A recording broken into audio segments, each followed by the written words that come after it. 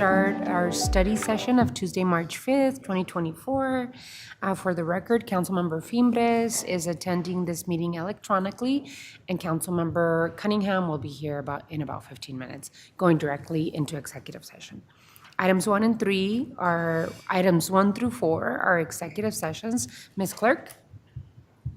The first executive session is noticed as item 1, potential sale or other disposition of city-owned real property and other assets associated with the following isolated water systems operated by Tucson Water, Vistas, Catalina, Diamond Bell Ranch, Rancho del Sol Lindo, Sierrita, Foothills Estates, Silverbell, Thunderhead Ranch, and Valley View Acres, and is being held pursuant to ARS Section 38-43103A3, A4, and A7. The second executive session is noticed as item 3, executive session, Nina Alley as guardian and conservator for and on behalf of Lewis Taylor versus Pima County, City of Tucson, Arizona District Court, case number 415 CV 00152RM, and is being held pursuant to ARS Section 38-43103A3 and A4. May I have a motion to go into executive session? So moved. So moved, Madam Chair. There's a motion and a second. Any further discussion on this? All those in favor of the motion signify by saying aye. Aye. Aye. Any against? Motion carries. We will see you out in about 45 minutes, an hour? Okay, we'll see you in about 45 minutes, an hour. Thank you.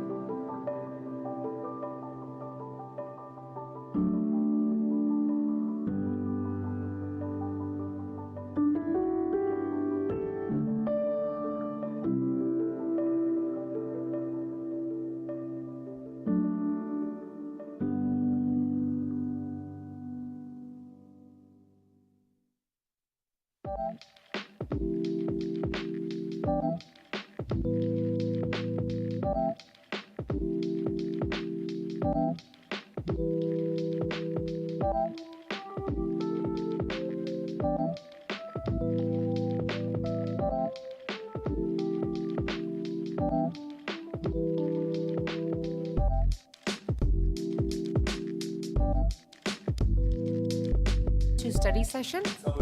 Second. There's a motion and a second. Any further discussion on the motion? Hearing none. All those in favor signify by saying aye. Aye. Aye. Any against? Motion carries. What is the council's pleasure on item 2? Your Honor, I move that the mayor and council direct the city manager to proceed as discussed in executive session, including taking the next steps to transfer the identified isolated water systems through a negotiated sale to the interested purchaser. The city manager is further directed to schedule the negotiated agreement for mayor and council approval as soon as it's ready, and the manager is authorized in the meantime to execute such documents as needed to move forward. Second. That's a motion and a second. Any further discussion on this item? Hearing none. All those in favor of the motion signify by saying aye. Aye. Aye. Any against? Motion carries. What is the council's pleasure on item 4? Honorable Mayor, we don't need any further direction on this item at this time. Okay, perfect. So we move on to item 5. Time has been set aside for discussion regarding the Southwest Border Region's provision of humanitarian aid to legally processed asylum seekers. Mr. Manager, I'm going to have you lead on this presentation, and then I'll add a couple of comments later. Go ahead. Thank you for the opportunity, Mayor. So we have a couple of parts to our presentation, just more of an update today. I'd like to turn it over to Savannah Martinez, our emergency manager. I think most of you have interacted with her in the past. Only when there's an emergency. When you haven't seen her, it's a good thing. So Savannah will give you an overview of what has transpired, a little bit of a thumbnail sketch on where we're headed, and then she'll turn it back over to me. So Savannah. Thank you, Mayor Amaro, members of the council.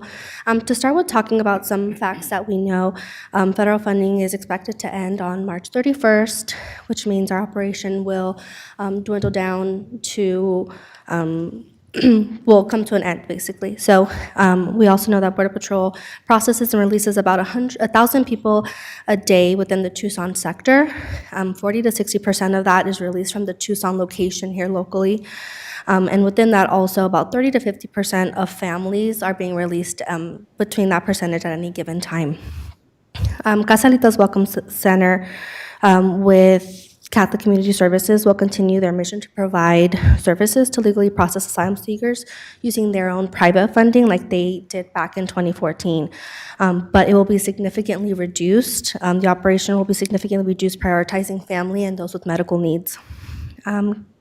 They also indicated that they would like to continue regional partnerships with the county and with the city to, address this issue.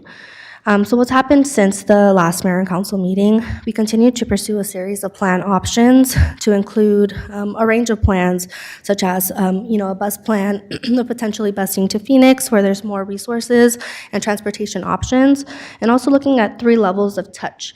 So a no-touch, soft touch, and direct touch plan that outlines various levels of city involvement for street releases. The approach that we've used to develop this plan is, of course, in collaboration with the county. The way we've kind of come up with these plans is taking lessons learned that we've received from El Paso. We've talked regularly with the El Paso emergency manager on their experience, since they have experienced street releases already, and kind of what we can expect, and kind of embedding that in our plan, and also now reaching out to San Diego, since they're actively experiencing street releases for the last 2 weeks now. So really what we're doing is trying to have a comparative analysis among these plans to see which one has the least impact to the city budget and our city resources and services. We really just want to consider, doing nothing may cost more than dedicating some services and some dollars at the end of the day. So being strategic about that approach and looking at all options. So what we'll have ready for the next mayor and council meeting on the 19th. Right now, we have a small planning team with myself and the emergency management team over at the county. So we're going to go ahead and expand that team to our public safety departments and the Pima County Public Health Department to really understand what services and capabilities they will actually be able to provide come April 1st. And so with that, having embedded their feedback and their capabilities, we'll have enhanced response plans at that time. We'll have a joint communication strategy. So a lesson learned from El Paso was that the community was doing a lot of donations, clothing donations, tents, cots, food, and that as a result created an encampment within their community. And or, if somebody was donating food and they didn't have enough for everybody, there was some aggression, and we don't want that. So having a joint communication strategy between the county and city on what the community should expect and what they should or shouldn't do. And lastly, in communication with the county, have a final determination for an optical release location. Currently, it's the Greyhound bus station, but perhaps in communication with them, we're looking at other potential options with the least impact to the community. Thank you, Savannah. And so, Mayor, kind of springboarding onto that, I know that your office has also heard from Bishop Weinsberger, and so there's opportunity for the Catholic community to engage in this and beyond just Casalitas, but how they're going to solicit private funding. There are some opportunities there. It's my understanding they will be approaching the county, if they haven't already, for a location, probably the Drexel facility, which will give them an opportunity to at least identify a spot. As Savannah mentioned, dropping folks off at the bus station is not appropriate and not ideal. So we've got to think through that. Mayor, I'll just, if you don't mind, I'll announce the letters or mention the letters.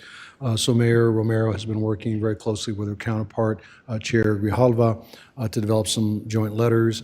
There's 3 letters that are in the works now. They're in draft form. The first letter is with the counties, the border counties, Cochise, Santa Cruz, Yuma, and Pima, to develop, and obviously with Chair Grijalva, to our entire congressional delegation. And again, that's really to bring focus and attention there. Another letter is between the mayor and Chair Grijalva, specifically to Governor Hobbs, making sure that she is aware, the governor is aware of some of the challenges. And again, it's I'll call it a reiteration of some of the concerns that have already been put out there. And then the last letter is between the city of San Diego, signed by the city of San Diego County, Tucson, and Pima County, specifically to the Speaker of the House. And so those are in draft form. We expect those to be finalized fairly quickly, get those out, and really draw attention to the issue that everybody's obviously aware of, and we want to make sure they are. I do want to mention, last time, I believe that we had understood that the spending bill, the Homeland Security Authorization Bill, would be addressed by Congress on March 8th. We now understand that that's March 22nd. And the reason that's important is because I had hoped that for the March 19th meeting, when we got back together, I could tell you with some specificity. I won't be able to. However, we will make an assumption that those dollars are not going to be coming, and so we have to do something on our own. So for the 19th, as Savannah outlined, we will have more specificity, and we'll make sure that we have a game plan that we can present to you, and then you all can give us some guidance. Thank you, Mayor. That's all. Yeah, Mr. Manager, I just wanted to thank Savannah for the update and her and your team's close relationship with Pima County Emergency Management.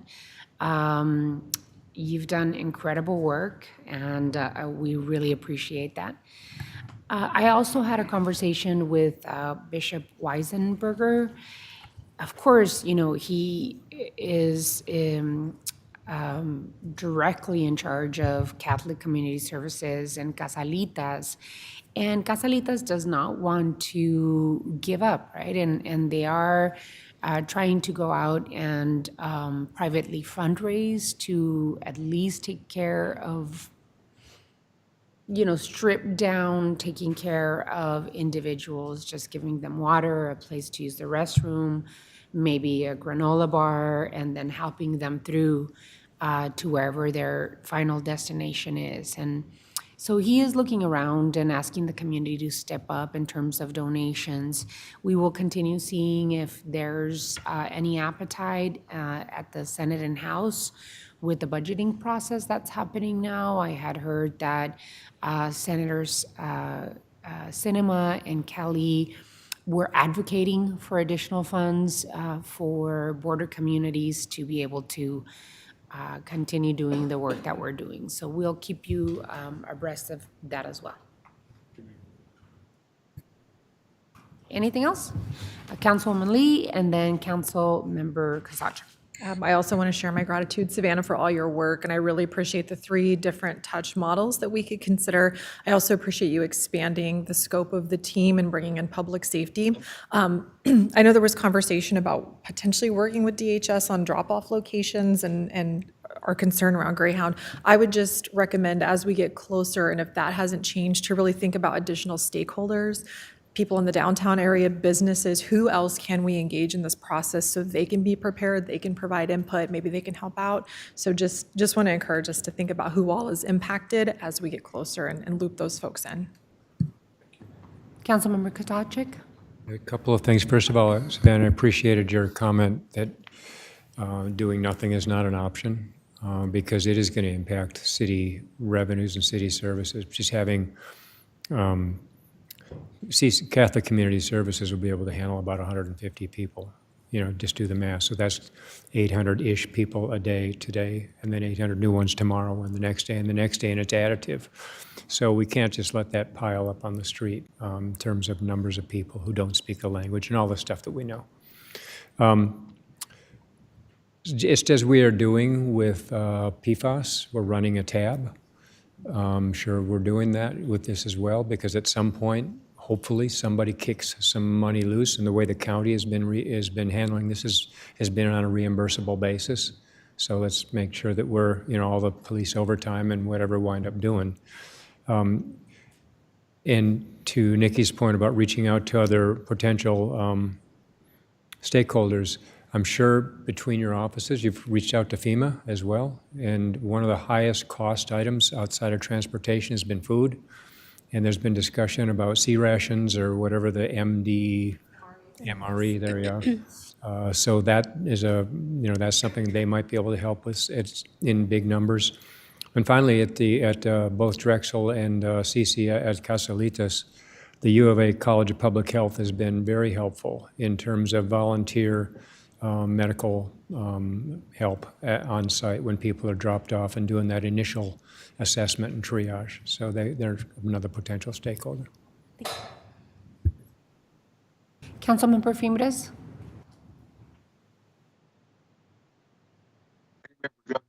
I'll make sure it goes to all elected officials that once this commodity gets it also.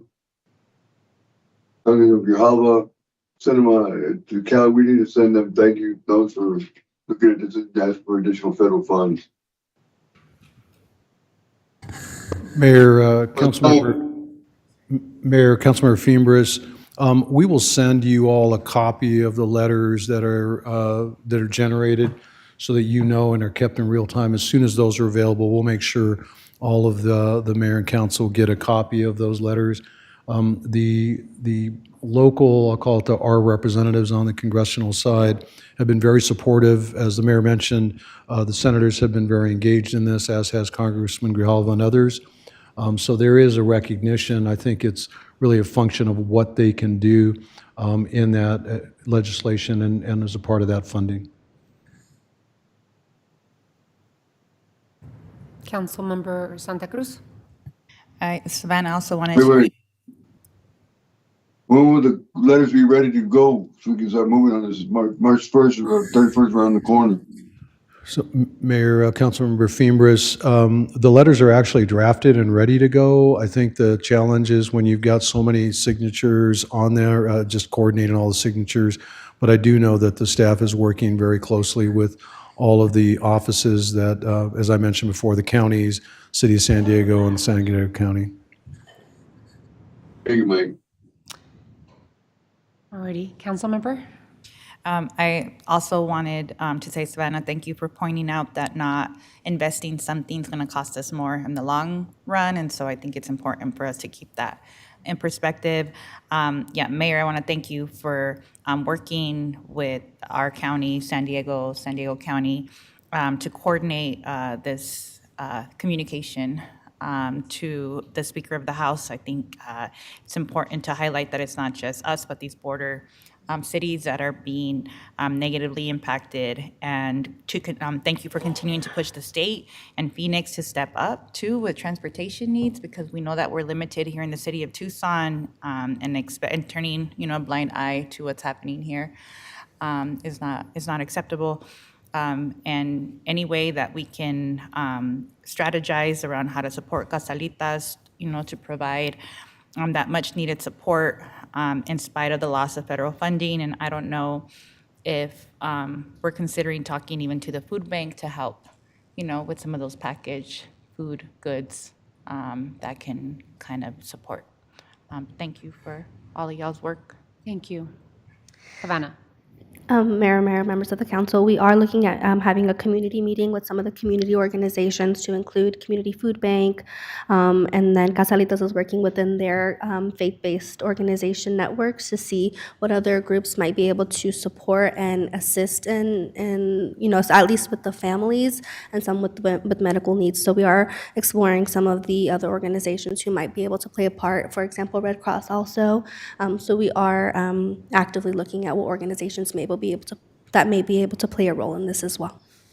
There's also a conversation with Administrator Lesher, the last meeting that we had, about what the capacity in the Phoenix area. I know that International Rescue Committee is their organization that receives the federal funds, and we were asking about what their capacity is, so that if we do have the state help us move people to where there is capacity, then that we would talk with International Rescue Committee so that if they do have the capacity, they can take individuals. I agree that it shouldn't be Tucson and Pima County left holding the bag. And even though our community is incredibly generous, we need the help.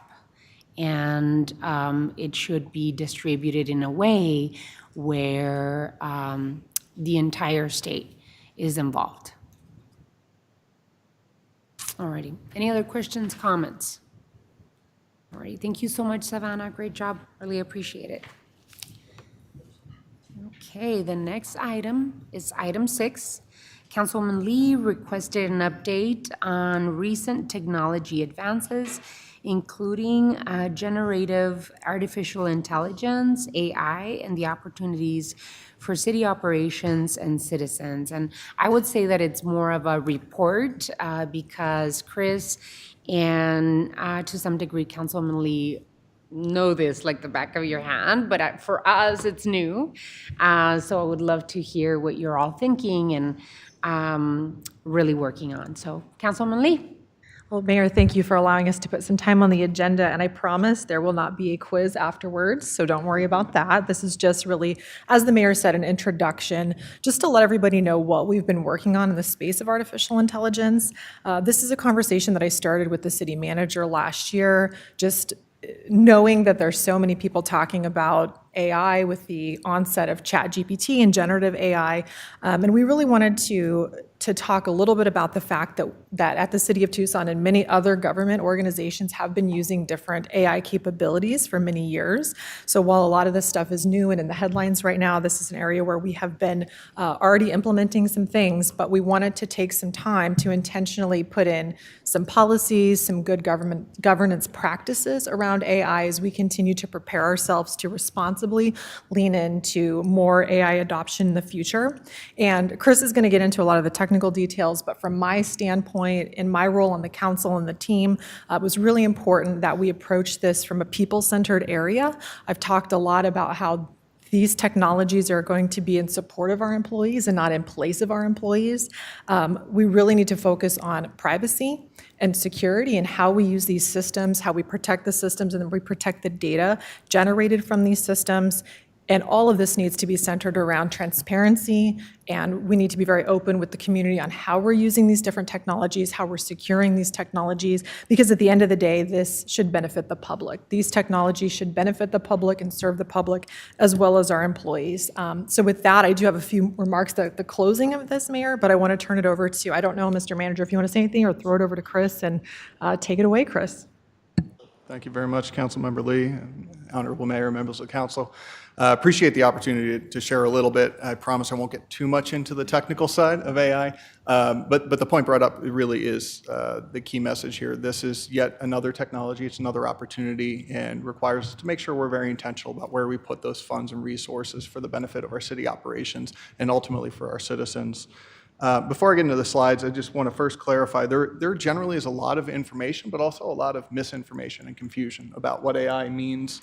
So when we talk about artificial intelligence, and if you look at the slide title, I actually noted we're talking about advanced AI. What you hear about in the news is what's called generative AI. It is one portion of AI, but we have had AI in the city for over 10, 15 years. When we look at image recognition, when we look at some of the other capabilities just to process information, these have already been part of our DNA and how we operate for years and years. So this isn't necessarily anything new, but it is another advanced iteration of those capabilities and technologies. And to the point brought up by Councilmember Lee, it does require a lot more intentional oversight on how we manage the information, how we put proper protections and governance. And I'll talk through some of that in a moment. Today, as we go through this, I hope some of the key takeaways you get here is that we do have a very clear plan. We have a number of steps and some roles we're putting in place to pursue here. I want to make sure you also have the opportunity to learn a little bit about what AI is, ask any questions. Feel free to interrupt at any point if there are specific items you'd like to get into. Before I get into those next slides, an example of one potential use of AI, this image here is something I generated very quickly. It took me about 2 minutes to find. I went through about a dozen, typed in some descriptions of what I wanted to say. In this case, I think it was something along the lines of City of Tucson and innovation, and tied into some of our areas for growth and some of our other strategic targets. And this is what I came up with. So there's a lot of opportunities. It's great for ideation. It's great for new capabilities. And it will definitely help in innovating and making our staff more empowered and more capable and more productive as long as we introduce it correctly. So let's talk about where we're going here. First off, you may be asking, well, why are we talking about it now? It's been in the news for a while. First off, we wanted to make sure we had an opportunity to look at how is government potentially going to use AI? What are some of the risks? Separating some of the messaging in the news from what's realistic versus what's the hype. In many cases with new technologies, we have what's called a hype cycle. There's overstatement of what's capable and what to expect, and then after some time, we eventually figure out what's realistic. So we took that time to do some evaluations. We've joined some consortiums and learned a little bit. What I'd say right now is we do believe there's a radical shift coming, and we're going to be able to empower our staff. We're going to be able to see changes in how we as individuals interact, and probably some societal changes that come, maybe not to the same scale as when electricity came, but we are hearing some groups out there saying it's as big as something like that. So what we've been looking at is, what does this change look like, and how does this disrupt our city operations? I would say the key overarching theme here is, if you look at how technology has changed over the years, you used to have individuals who had to have a very deep knowledge of technology.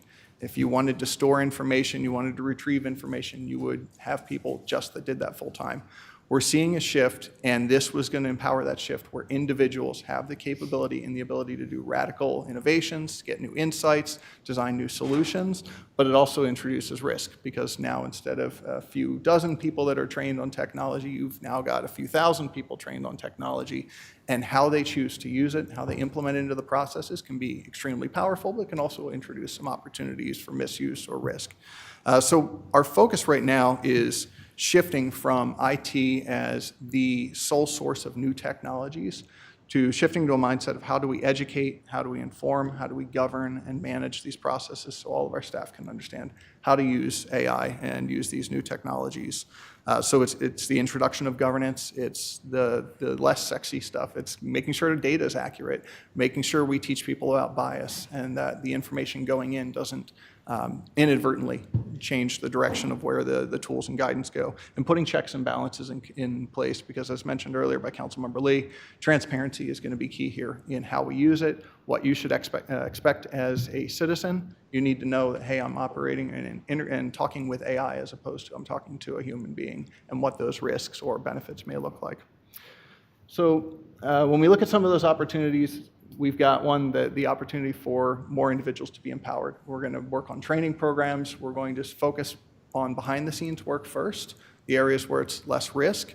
But we're looking at and starting to discover what are some of those areas where we can proactively put some truly innovative change from the city to help our citizens. And then how do we make sure we have the right controls and we have the right people who are trained on how to manage that, how to make sure the proper messaging is in place, and what to do if something does go wrong. I mean, the power and the benefit here is not something we can turn a blind eye to. There's a great chance here for some tremendous opportunities, but it's a fast rate of growth. It's going to require constant oversight and constant training. So when we talk about some examples, this is probably what you're more interested in. How are we going to use it? What can we do in the city? I put a couple examples. There are dozens and dozens. I could probably spend the next 2 hours talking about. But a few ones we've seen in other cases. Traffic routing is one example of how we're seeing some of this advanced capability.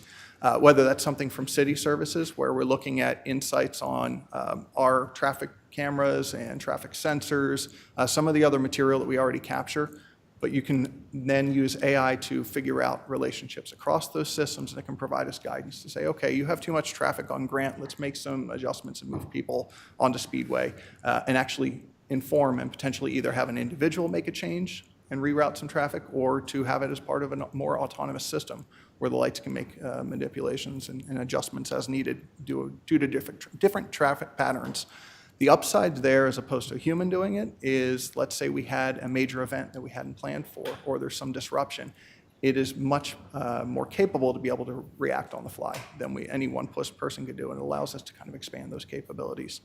Some other examples I've called out here, water conservation insights, whether that's within a building, providing more insights for building awareness as to use of water and anomalies, or leak management and detection. There's a variety of different ways. Basically, key takeaway here is that AI provides insights and actionable information that may have taken teams of people to do. You can now have a system provide that insight.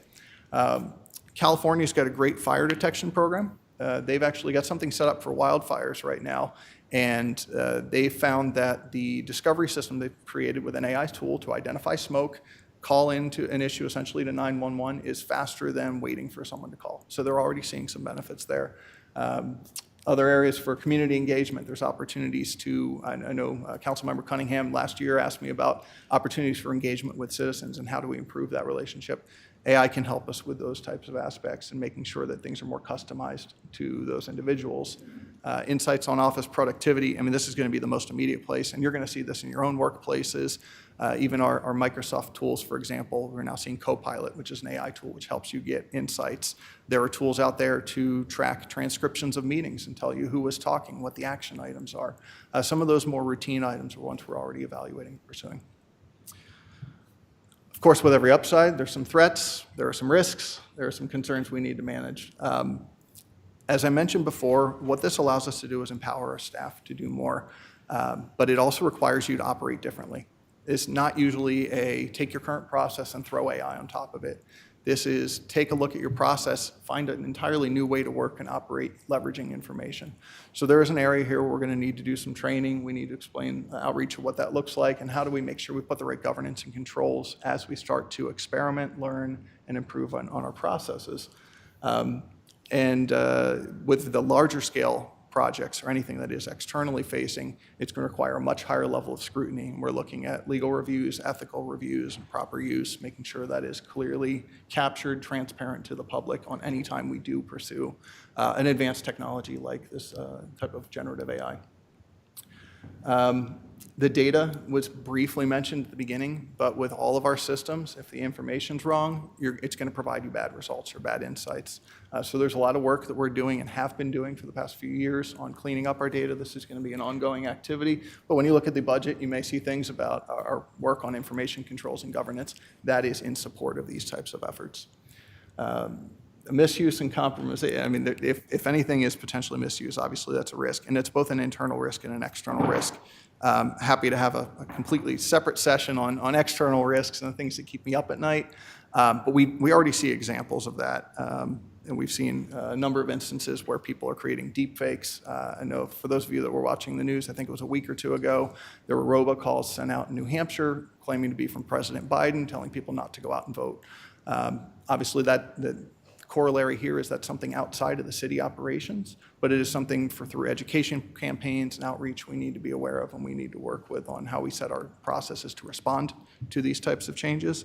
But internally, we've also seen some potential misuse of technology as hackers, for example, will use it for other areas. And we're going to be constantly trying to keep up for quite some time with some of those potential changes, both in positive and negative ways. So the question then is, how are we going to actually prepare for that? What are we doing in that space? I will say we have a large consortium that we're working with. So the city of Tucson actually is a member of a consortium with 160 other cities, and we're setting some guidance on how we believe AI should be used, working on what we can do for outreach with the providers of the tools and technologies, making sure we're following President Biden's executive order and the guidance there, but also just operating on a way where we can leverage and learn from one another so we don't have to build the same solutions independently. We're making tremendous headway. I'm very excited. You'll hear a little more about that as they announce their existence and the plan for that, those operations over the next week and a half.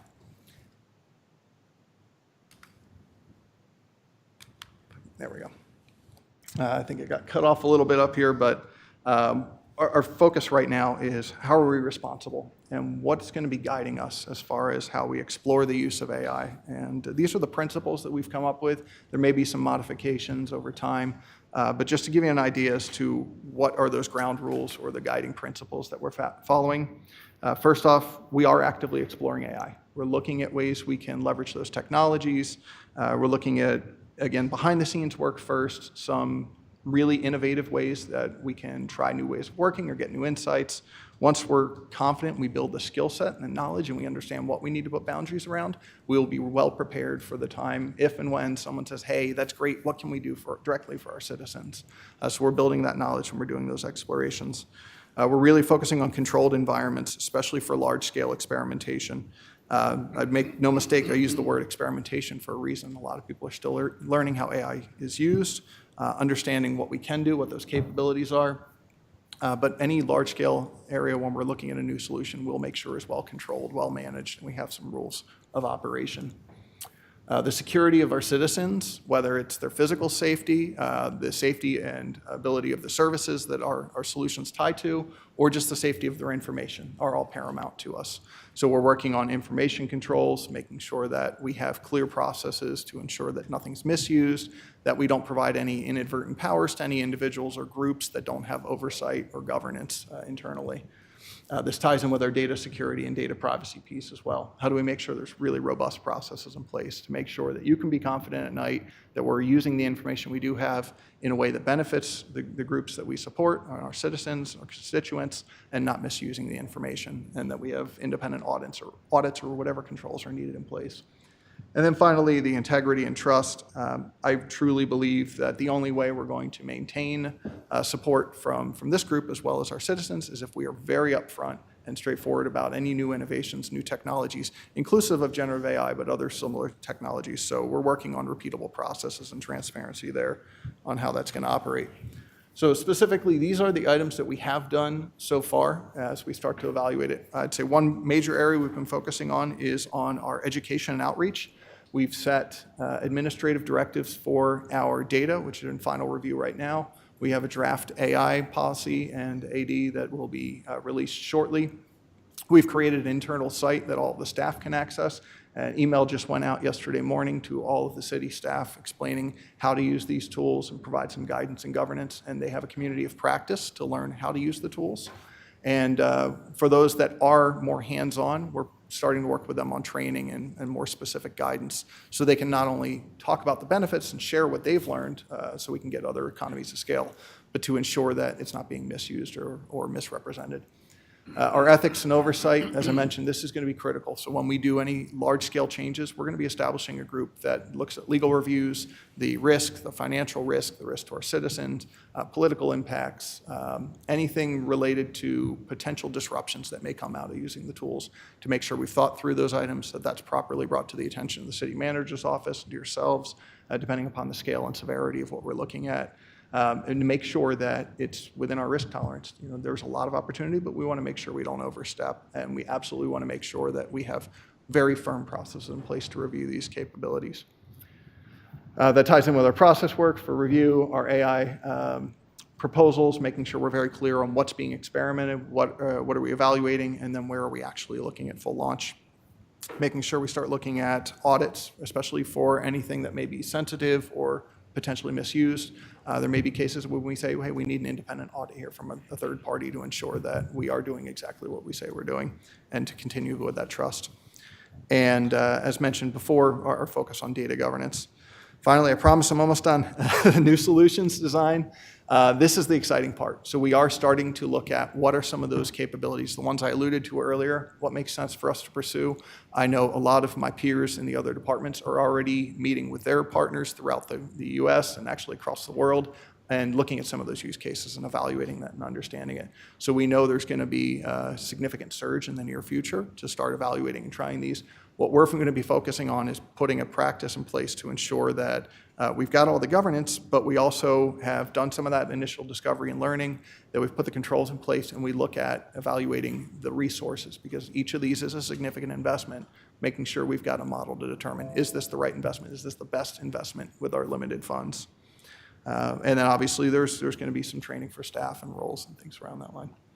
So I hope, if nothing else, you have some confidence that we've got a clear plan of action with regard to AI, that we have been working on this for quite some time, and we anticipate this to continue to ramp up. Happy to answer any questions. I know Councilmember Lee, I think you had some following items to add. I do.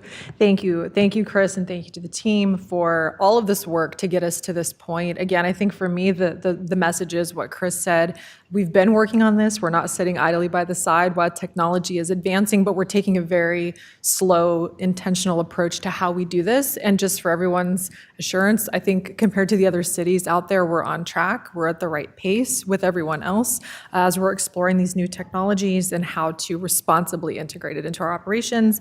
And I have been fortunate to be invited to co-chair the National League of Cities Artificial Intelligence Committee, which is really exciting. We're having our first meeting in DC next week. So I am very connected to the National League of Cities and staff, and Google is our sponsor organization. So we're working with cities across the country to make sure that we're doing three things. We're looking at how we define and train people on what AI is, similar to what Chris just did. Second, how we're de-risking AI, because Chris didn't even get into the stuff that will keep you up at night, that we also have to be aware of, because our adversaries do have capabilities that we will have to be able to defend against. And then lastly, the fun stuff. How do we take advantage of these opportunities and do so in a responsible way? So the city of Tucson, as Chris said, is at the table on several different fronts. We're working with other cities, towns, and villages to do this the right way. So in the spirit of transparency, I wanted to bring this forward. We will continue to keep the public and my colleagues aware. And that, as Chris said, is what's going to enable us to build trust within the community, knowing that we're doing things in a responsible, secure way. So back to you, Mayor. Thank you so much, Councilwoman Lee. Great presentation, Chris. Thank you so much. We have to be prepared, and it sounds like we are. I think that it's important that more than anything that we ensure that sensitive city information is well protected and not vulnerable. And like you gave the example in terms of the call in New Hampshire on that was a deep fake. We don't want either I or the city manager or the council, making any promises out there with a deep fake. But in all seriousness, I think that One of my concerns is data mining, and with all of the information that AI is generating in the data, do we have a well-protected system so that, it doesn't leave the city of Tucson vulnerable to So bad actors? as we look at, so the potential of external or non-approved staff getting access to information, a lot of that ties into our cybersecurity processes. I will say we've put in a tremendous investment and have made significant headway in better securing our environment. So as far as external threats go, I will say that we are much, much better off. I'm happy to have a private executive session on some of the specifics if there are questions, because that's one of those items that I don't want to share the specifics of what we have done. But in that case, I will say that, yes, we're both securing the technical infrastructure, the physical infrastructure, our software, and we've introduced a lot of processes and tools to better monitor and respond to threats, and we've already seen examples of us preventing a number of threats. But as it relates to the information use and management, there is still a lot of work we had ahead of us to make sure that we've got rules and processes, and really the challenge is less a technical challenge. We know where our data is, we know what type of data elements we have, but every single individual needs a greater level of awareness as to how to properly protect the information that they do control. And that's an ongoing item we do in any industry. It's not specific to the city of Tucson. So we're going to be spending a lot of time over this year. We've now established that AD in the policies. Now it's going to be education and training to make sure that we are protecting and segregating those data sets. As it relates to for AI, we will be connecting certain data sets to provide insights, but we're going to be very intentional about which of those internally are connected and why, making sure there's correct protections in place and that we're auditing those. As it relates to external use, frankly, the biggest thing we need to make sure everybody's aware of is the moment any of you type anything into a generative AI solution, if you use ChatGPT and you upload a document, you've essentially just shared that with the world. And that knowledge, that awareness is the area we need to focus on, making sure people aren't accidentally or inadvertently putting sensitive or protected information up, not recognizing the fact that while I may think I'm the only user, there are very easy ways that anybody in the world could reverse engineer and figure out what type of material you just put in there. And in fact, you're actually providing information to that company, to OpenAI or to Google or whomever, and they have a lot of rights and access once you upload that. So it's really on the information campaign we'll be focusing on. And I'm very excited for having you councilwoman be representing Tucson in the National League of Cities AI Task Force. So hopefully you bring a lot of good information and share best practices that other cities are doing. As mayor, I usually say mayors share ideas with each other. If other cities are in advance of us, then bring them over. I think it's always good to be able to share those ideas and not recreate anything. So congratulations, I'm really happy about that. Any other questions from our colleagues on the council? All righty. Chris, thank you so much. Really appreciate it. All righty, so we move on to item 7. Time has been set aside for a presentation on the fiscal year 2024 budget, budget status, and the preliminary fiscal year 2025 budget development. Mr. Manager. Thank you, Mayor. We have the staff arranging themselves to join me here at the table. So this is part of our ongoing dialogue and conversation on budget. We should keep track of how many times we say budget in any given meeting. The conversation today is an overview of where we are. We're really focusing and honing in on the health insurance benefit as well as TSRS. I am asking for direction to proceed. Open enrollment for health insurance occurs May 1, and so we need to get the word out and start preparing materials. So I am asking for that direction at the end of this conversation. With that, I'll turn it over to Anna, I think, or Angel Ozelman. Angel?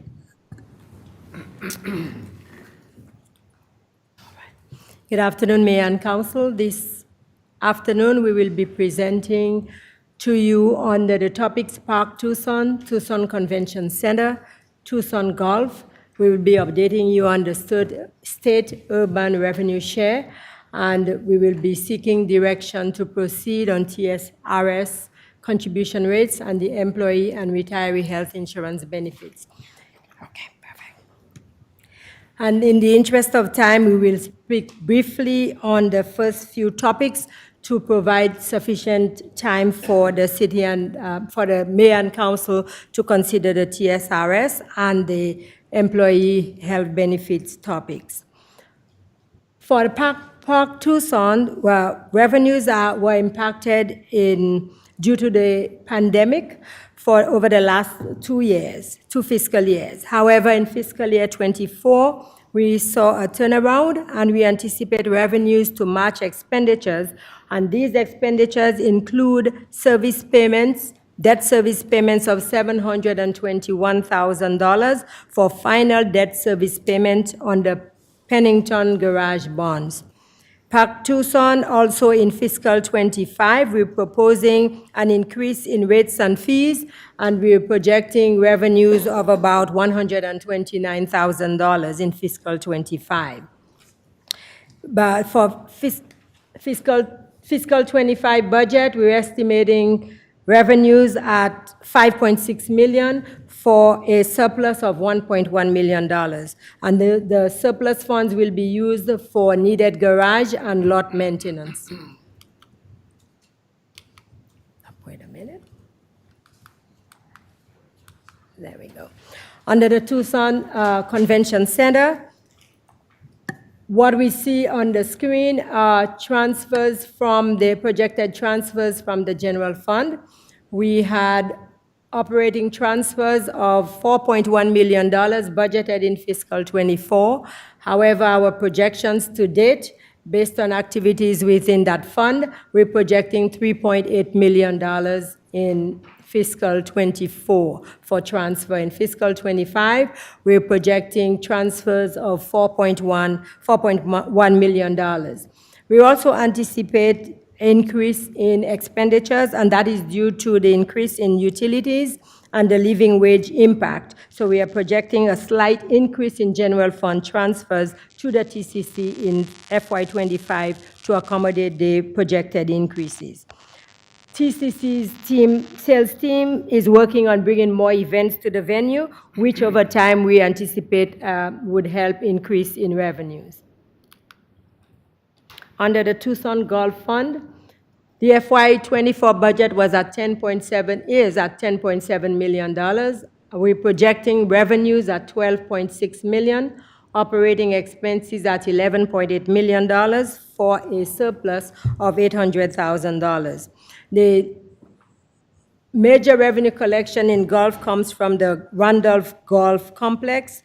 And also, we would like to inform Mayor and Council that the Golf Fund is scheduled to make the final payment on the general fund loan this year, a total of $173,325. And we go to state shared revenues.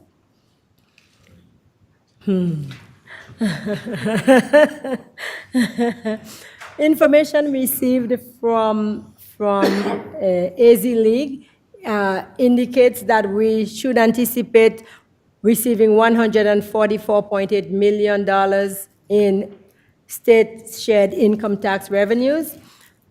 We should anticipate seeing a drop of about $27 million in fiscal 25, taking the projected revenues from $144 to $117 million.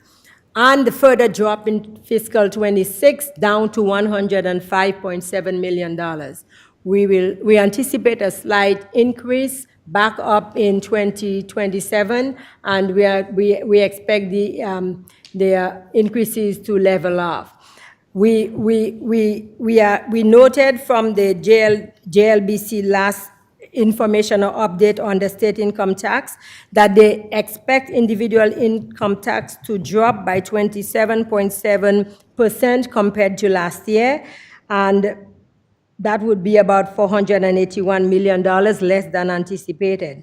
They also indicated that the lower pre-tax income, such as capital gains and the logistics, are of the 2.5% flat tax are impacting the collections of the state income tax.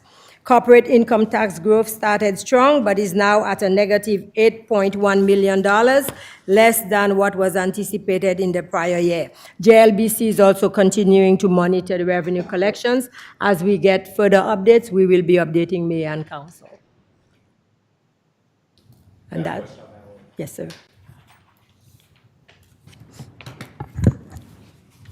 On this piece of the state share, this is mostly the income taxes, the flat income tax.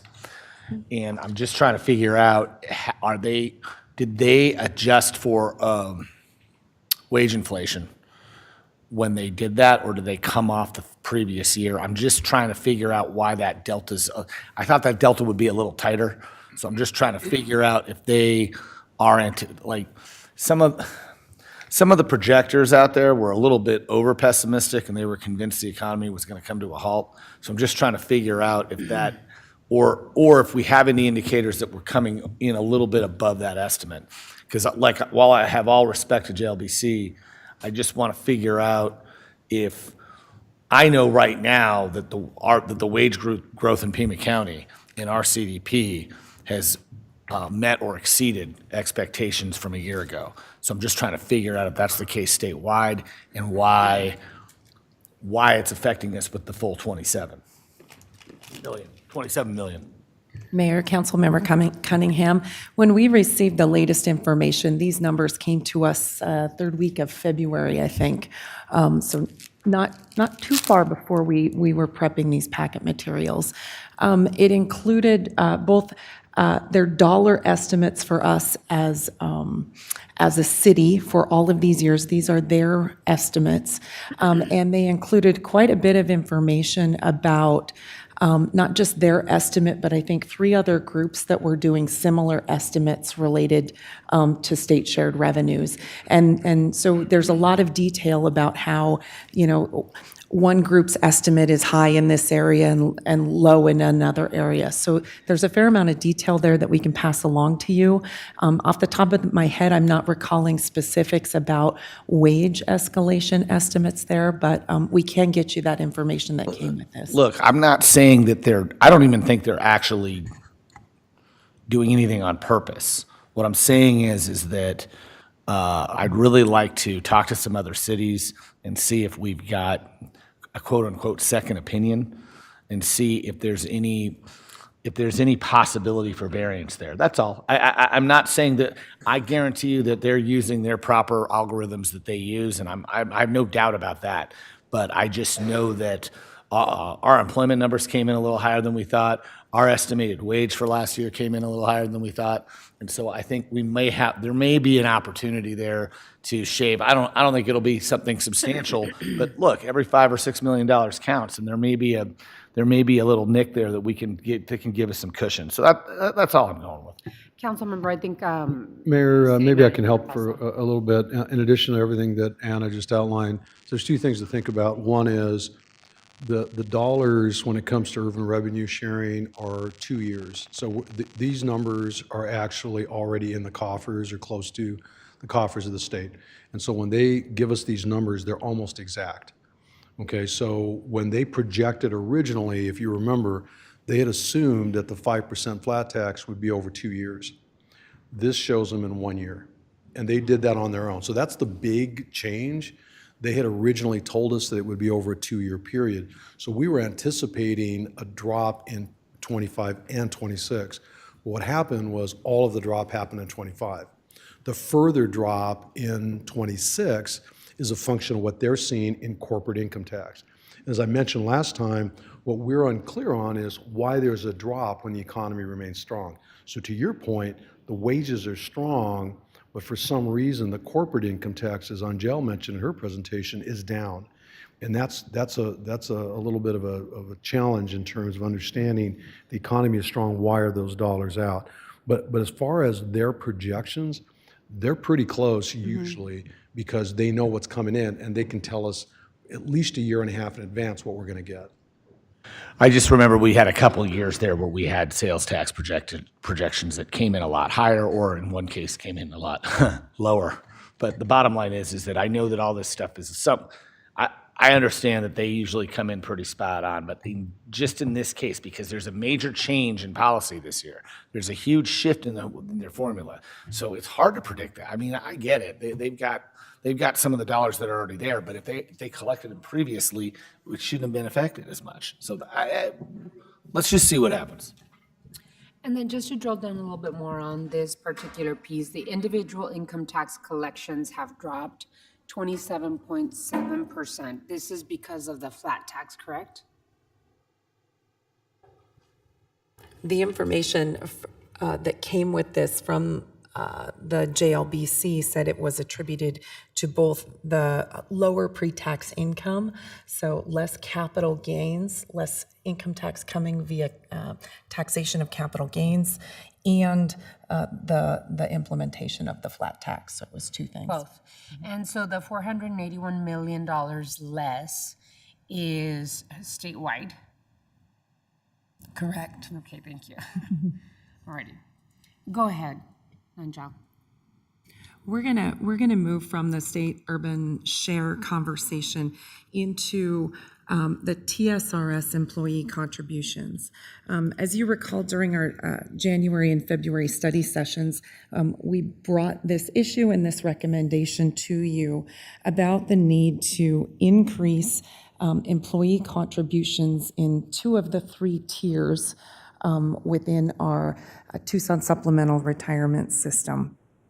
Last year, our funded status within this pension system dropped from 76.5% in FY22 to 75% in FY23.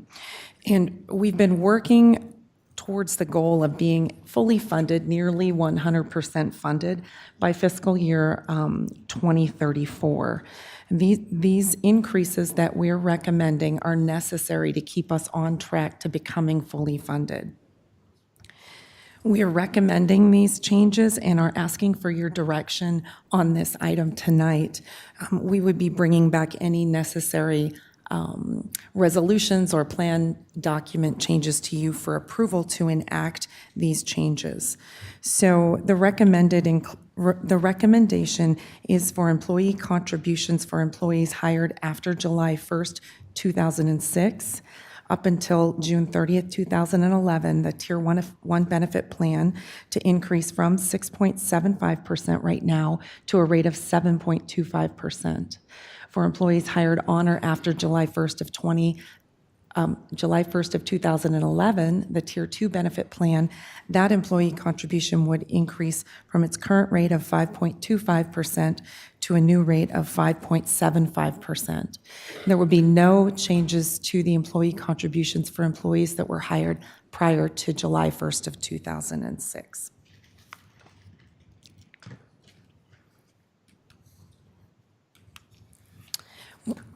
As Mr. Ortega said, we're also asking for your indication to proceed with our recommendation for changes to the Employee Health Benefits Program. We begin an open enrollment period in May. We need to make system changes to our open enrollment system. We need to prepare enrollment education documents, change plan documents, all of that work. So we do need some lead time to do this and need your indication to proceed, certainly before we get to a final budget point. So our recommendation, we discussed it at our last study session. There's a lot of information in that packet as well as this packet about the results of that recommendation. I'd like to just highlight a few items. As you recall, we need an additional $4.1 million for this coming year's estimated increase in medical benefits costs. And we're proposing that $4.1 million increase be shared roughly 50-50 between the city as the employer and employees and retirees. On the city side, we would provide approximately $1.5 million to cover increased costs of medical and dental programs.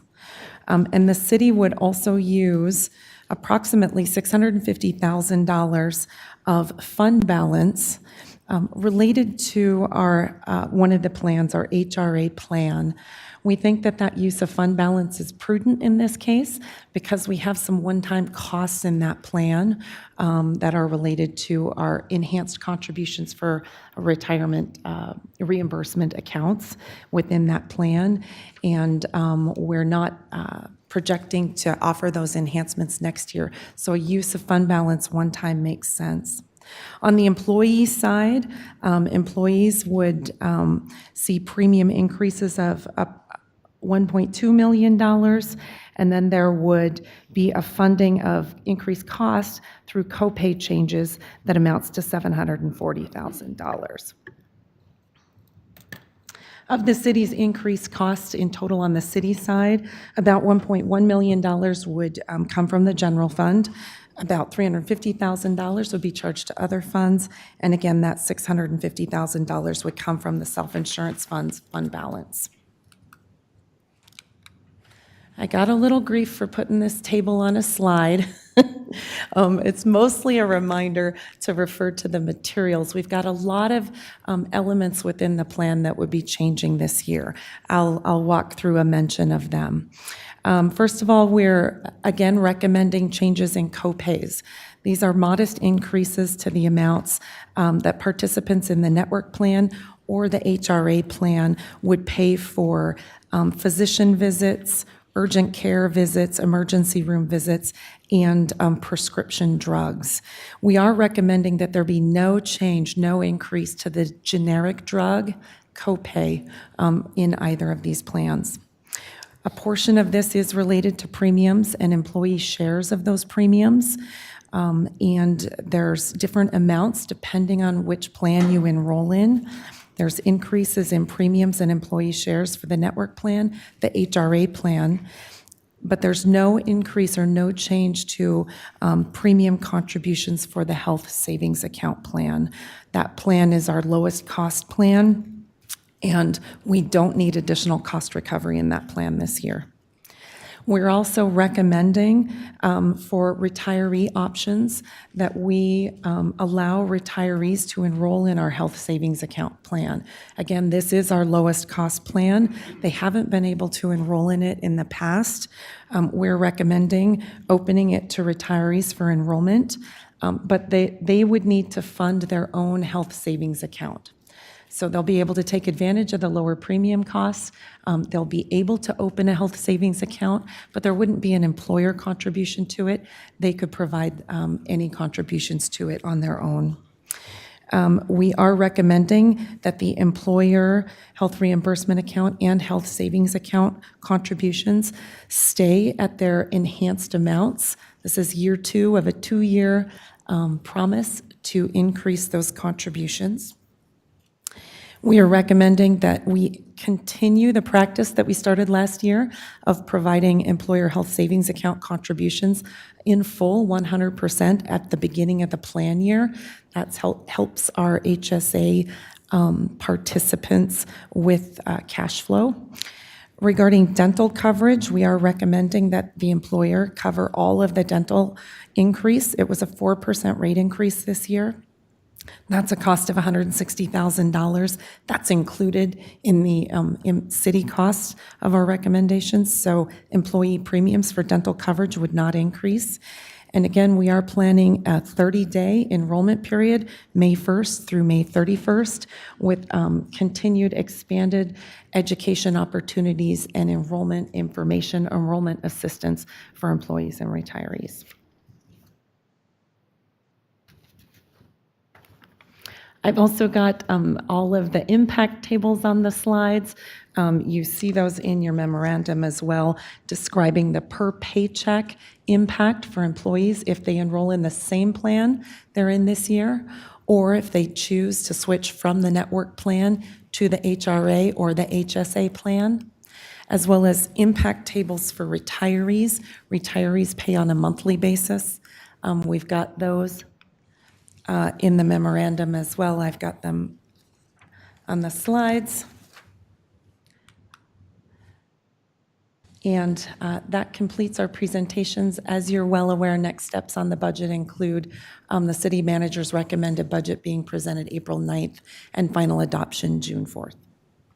Mayor, before we turn it over to questions, I do want to just point out that we have received, I know some of you, if not all of you, have received requests from outside agencies for funding and for participation.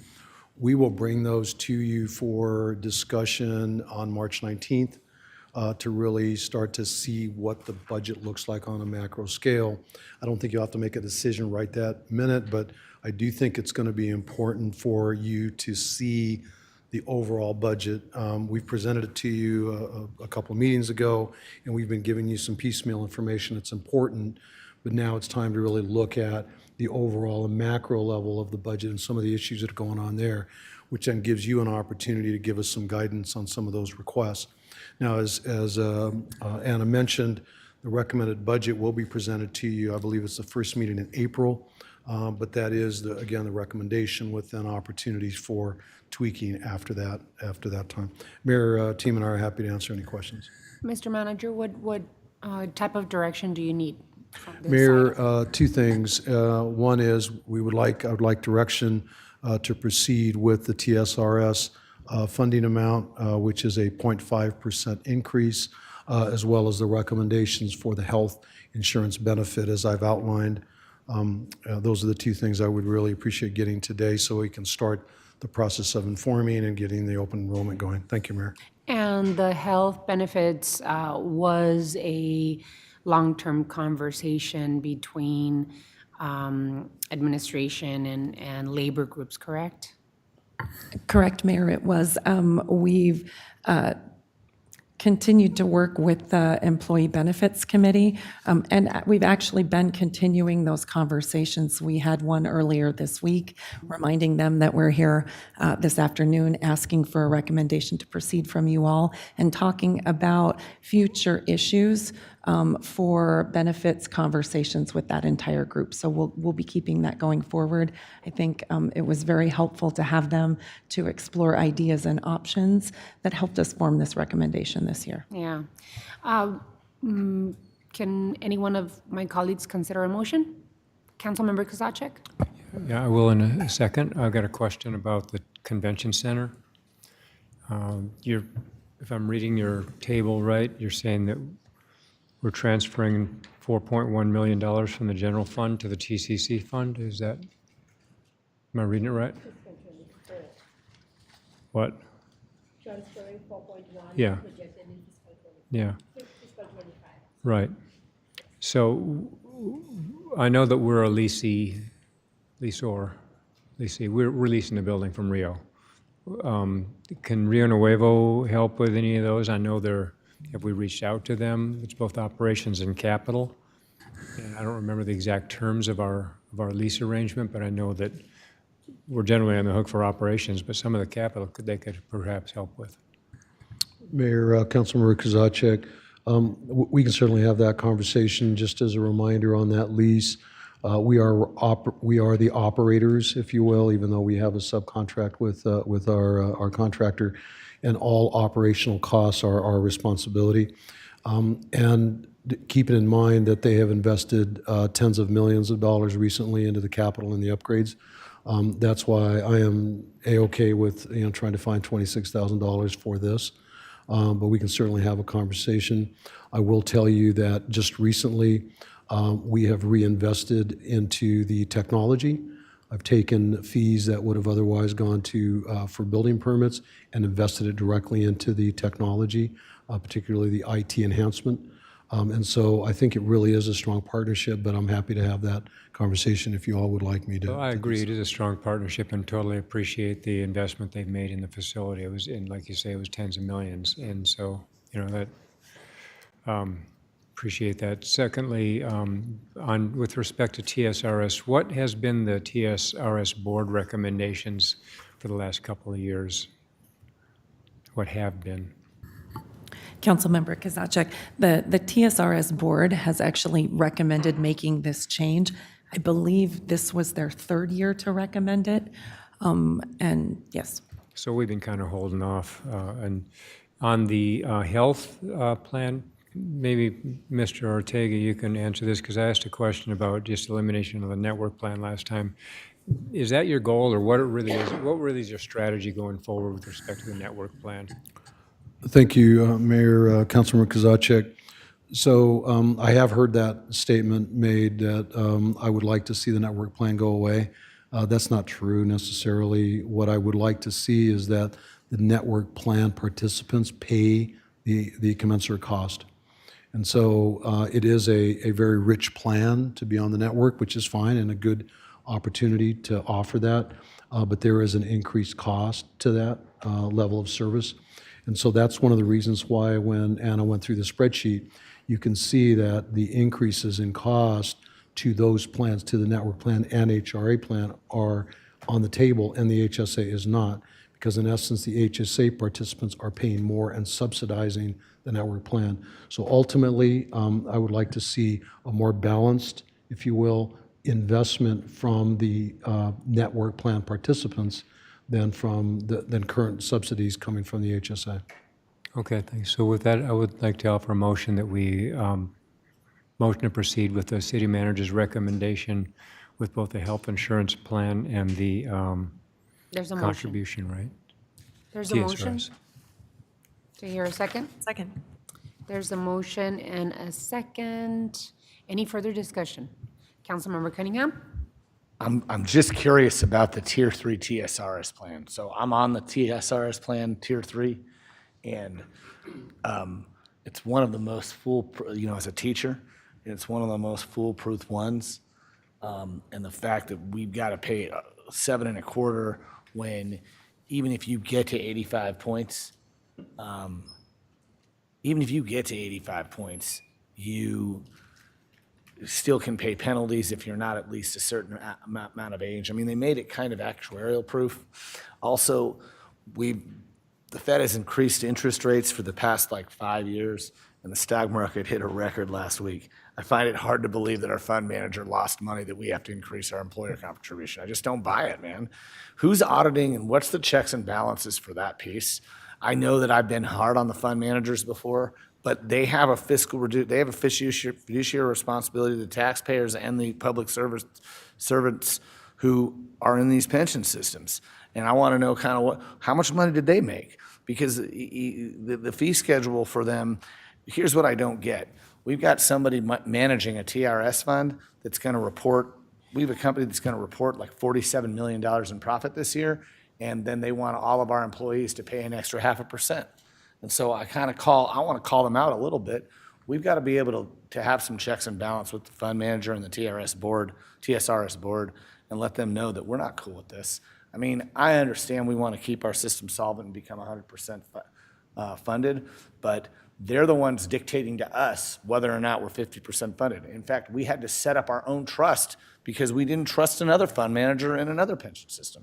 So I'd really like to push back a little harder on TSRS right now, because I can't fathom that the Tier 3 people should have to pay more. Mayor, I didn't really hear a question there specifically. I'm happy to answer a question to that.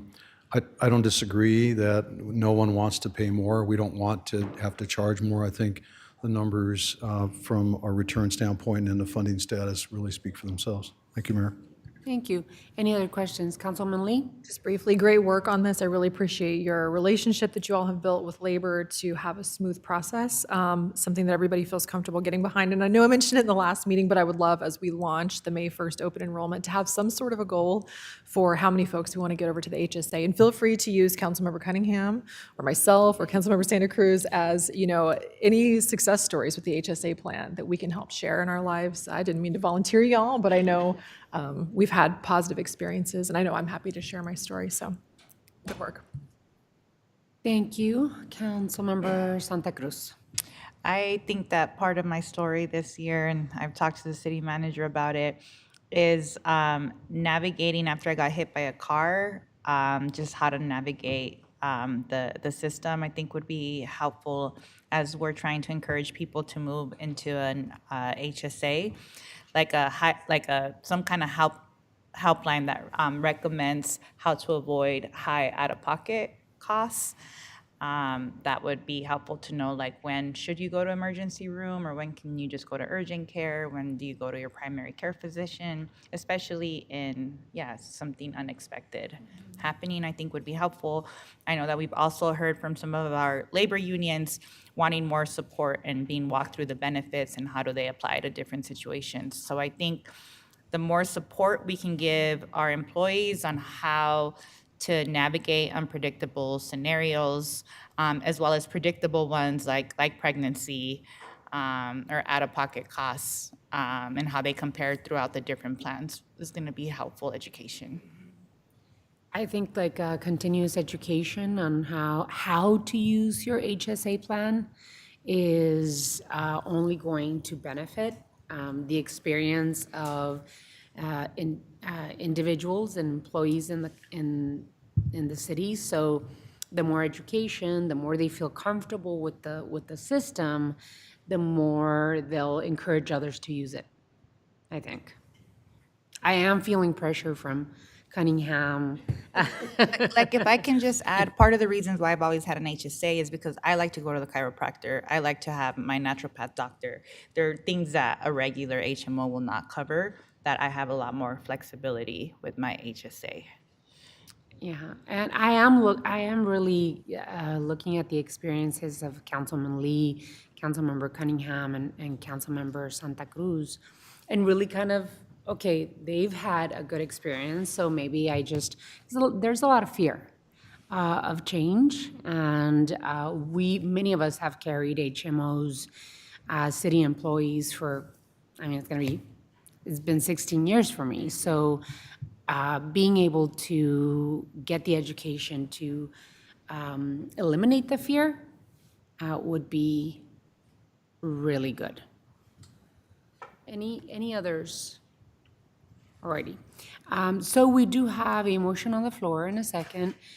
Oh, Councilmember Fimbres, did you have a? Thank you, Madam Mayor. Mike, you mentioned 3% COLA you try to give the employees this year. Is that true? Mayor, Councilmember Fimbres, no, sir, I have not mentioned anything about employee compensation. What I have told you in previous conversations and previous projections is that our spreadsheets and our projections do show an allocation for employee compensation. We have not gotten into that level of detail or any kind of conversation around that. A lot of it will depend on how we end up the projections after next budget discussion here at the table. Thank you.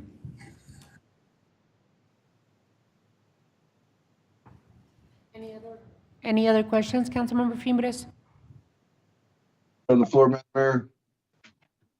Or- Repeat it, please. Alrighty.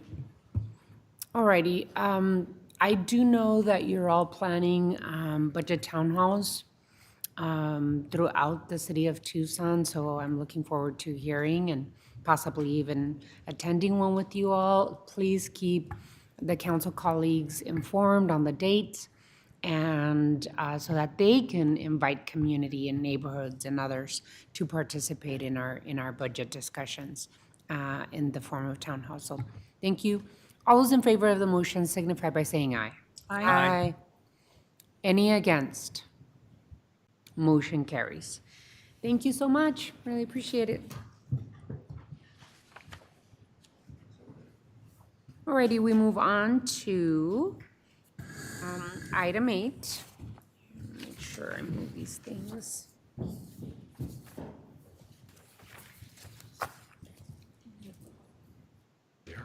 Time has been set aside for mayor and council to continue the discussion on fare free transit systems. Mr. Manager. So Mayor, members of the council, I've got Sam Credio, Director of Transportation Mobility here. We'll make a brief presentation. Ultimately, I will be looking for direction to begin the Title VI equity analysis, which is a step towards doing the review and ultimately potentially having a conversation for your consideration of instituting fares for Sun Link and Sun Express. So with that, I'll turn it over to Sam. Sam.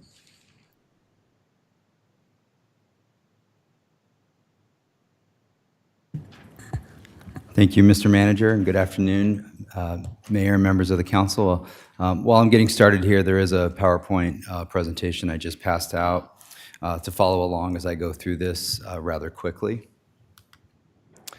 Just as a quick reminder, we last discussed this item on December 12th when we provided an update on the outcome of the transit stakeholder working group. At that time, Mayor and Council directed staff to return to you all with some information specifically about ridership trends, some investments we've made in the public school system, as well as projected revenue for Sunlink and Sun Express, and the cost and timeline related to returning to fare collection for those two modes. And so I'll go over that data really briefly. It's also included in your material for this item. So the first I'd like to cover is just the ridership trends for SunTran. We did note some key dates on this ridership graph, beginning with the operator strike that took place in 2015. You can see that that was the first drastic decline in ridership on the fixed route system. We also noted the beginning of the pandemic in March 2020, and that was another pretty drastic decline in ridership, where we bottomed out right about 10.8 million rides right at the height of the pandemic. We have recovered rather quickly, finishing fiscal year 23 with just over 14.5 million rides. On this graph, we show both the Sunlink and Sunvan ridership. Sunlink began service in July of 2014. We hit 1 million rides that first year and then plateaued right around 900,000 rides. We experienced the same decline in ridership during the pandemic as the fixed route, but you can see since that time, the ridership has skyrocketed on Sunlink, topping out over 1.6 million rides at the end of fiscal year 23. And the data I've seen for the remainder of this fiscal year suggests that we're gonna even surpass that amount. In terms of Sunvan ridership, you can see that we've pretty consistently had around 500,000 rides per year. We did experience decline during the pandemic, although maybe not quite as much as some of the other modes, but we have experienced a return in Sunvan ridership, and I believe this year we're approaching pre-pandemic numbers. This is just a couple of quick tables to give you some information on the investments we've made for service to support our public schools. The first table is related to providing extra service on key routes during the morning and evening peak travel periods to provide congestion relief. And you can see that the ongoing cost for that service is just shy of $400,000 annually, and we do continue to provide that service today. The other that I want to bring your attention to is pilot service to Cholla High School. So we actually piloted what was called a Charger Express for the school year 2021-2022. Which provided some additional service out to Cholla High School. You can see that the cost for that service that year was just over $24,000. That service was not continued beyond that school year, mainly due to lack of ridership. And then lastly, just getting into some of the revenue projections for Sunlink and Sun Express service. You can see that we did some pretty basic calculations based on the fiscal year 23 ridership. And we provided three scenarios for you. It's unclear what the impact to ridership would be with the return to fare for these services. So we provided ridership scenarios in terms of full utilization based on fiscal year 23 ridership. We provided a calculation on 25% reduction in ridership and then a 50% reduction in ridership. Collectively, those revenue projections are between 1.4 million and 2.8 million based on those scenarios. And just to note, the ridership calculation for this was based on the full fare that was in place pre-pandemic. And then lastly, just a quick estimated timeline on what it would entail to return the fare collection for those two modes only. We do anticipate it would take up to 6 months, and just some of those key activities include the Title VI fare equity analysis. We also looked at the costs for equipment and supplies, staffing, training, marketing, and public education. All in total, that will equate to just over $400,000 to return to fare collection for those two modes only. About $300,000 to $350,000 of that is recurring costs. The rest is just one-time costs related to reinstating fares for those modes. And that is the last slide on my presentation. With that, I'd be happy to answer any questions. Thank you. Open to my colleagues on the council. Any questions, comments? Vice Mayor. Thank you, Mayor. Thank you, Sam. Great presentation. You know, I'm a free fare guy, and I want us to do that as long as we can. But I want to also hear what my colleagues think about this. I have a specific question maybe for Mr. Rankin. We've heard from the U of A and other educational institutions that there's state provisions that won't allow them to contribute for transit. And I don't understand the logic of that. If we're providing their students and faculty and staff a free transit, it means potentially that every single person who works or goes to the University of Arizona could ride every day for free. That would equate to millions and billions of dollars, right? So why do they say that they can't do it because they're not getting anything in return? Have you looked at that, or?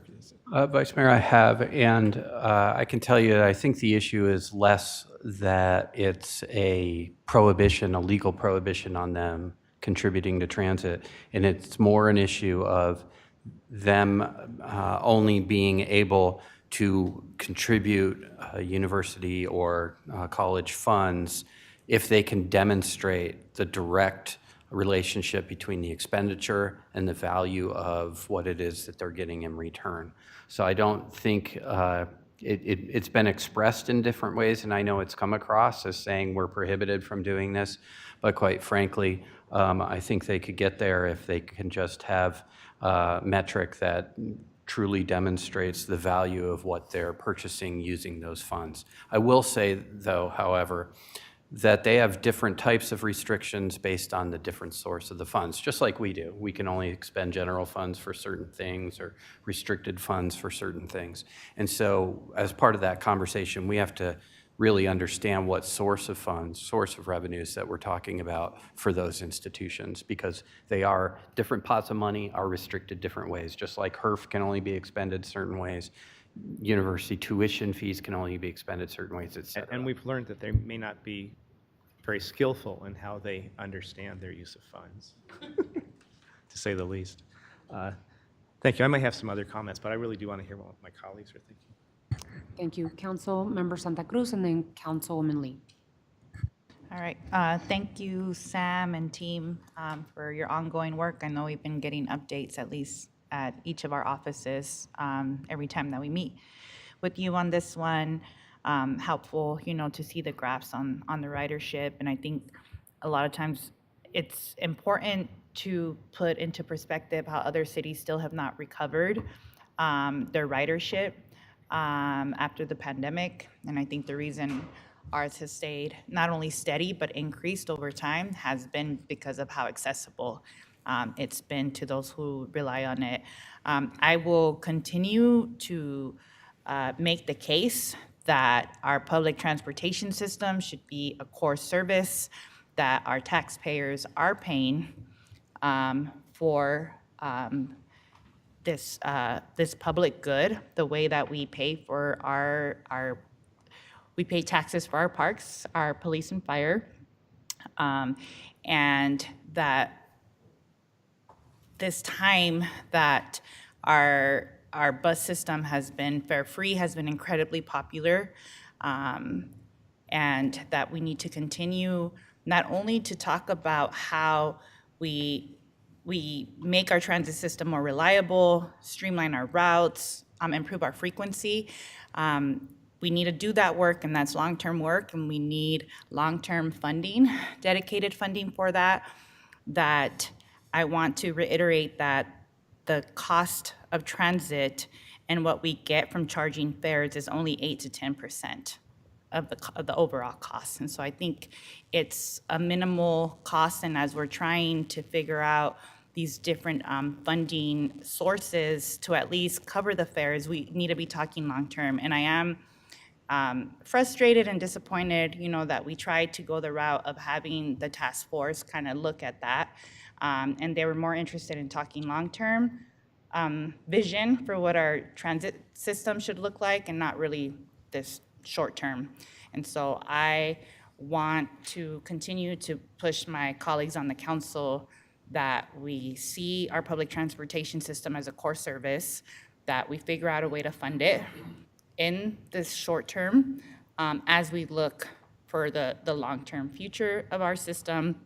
I know that it's been very frustrating not having the support from our educational institutions and other private partnerships.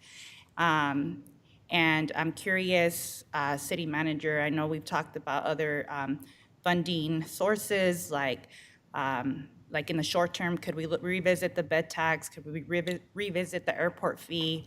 Could we ask about what happened to the 10 million from ARPA that PAG received in emissions reduction? Like, are there other funding streams that we can tap in the short term as we move into planning out the long term?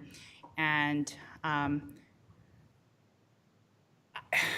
even looking at, charging again for the streetcar, and knowing, I would estimate that we would at least have a 50%, drop in ridership, that are we really gonna make enough to justify bringing fares back, knowing the cost that it brings? So that's just some of my initial thoughts.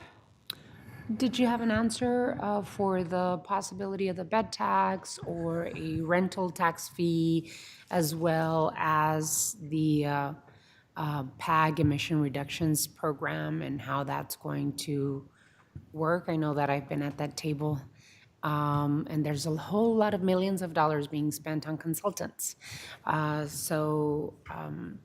Any answers to those questions? Sure, Mayor. Clearly, a bed tax is something that's a policy decision the mayor and council could consider.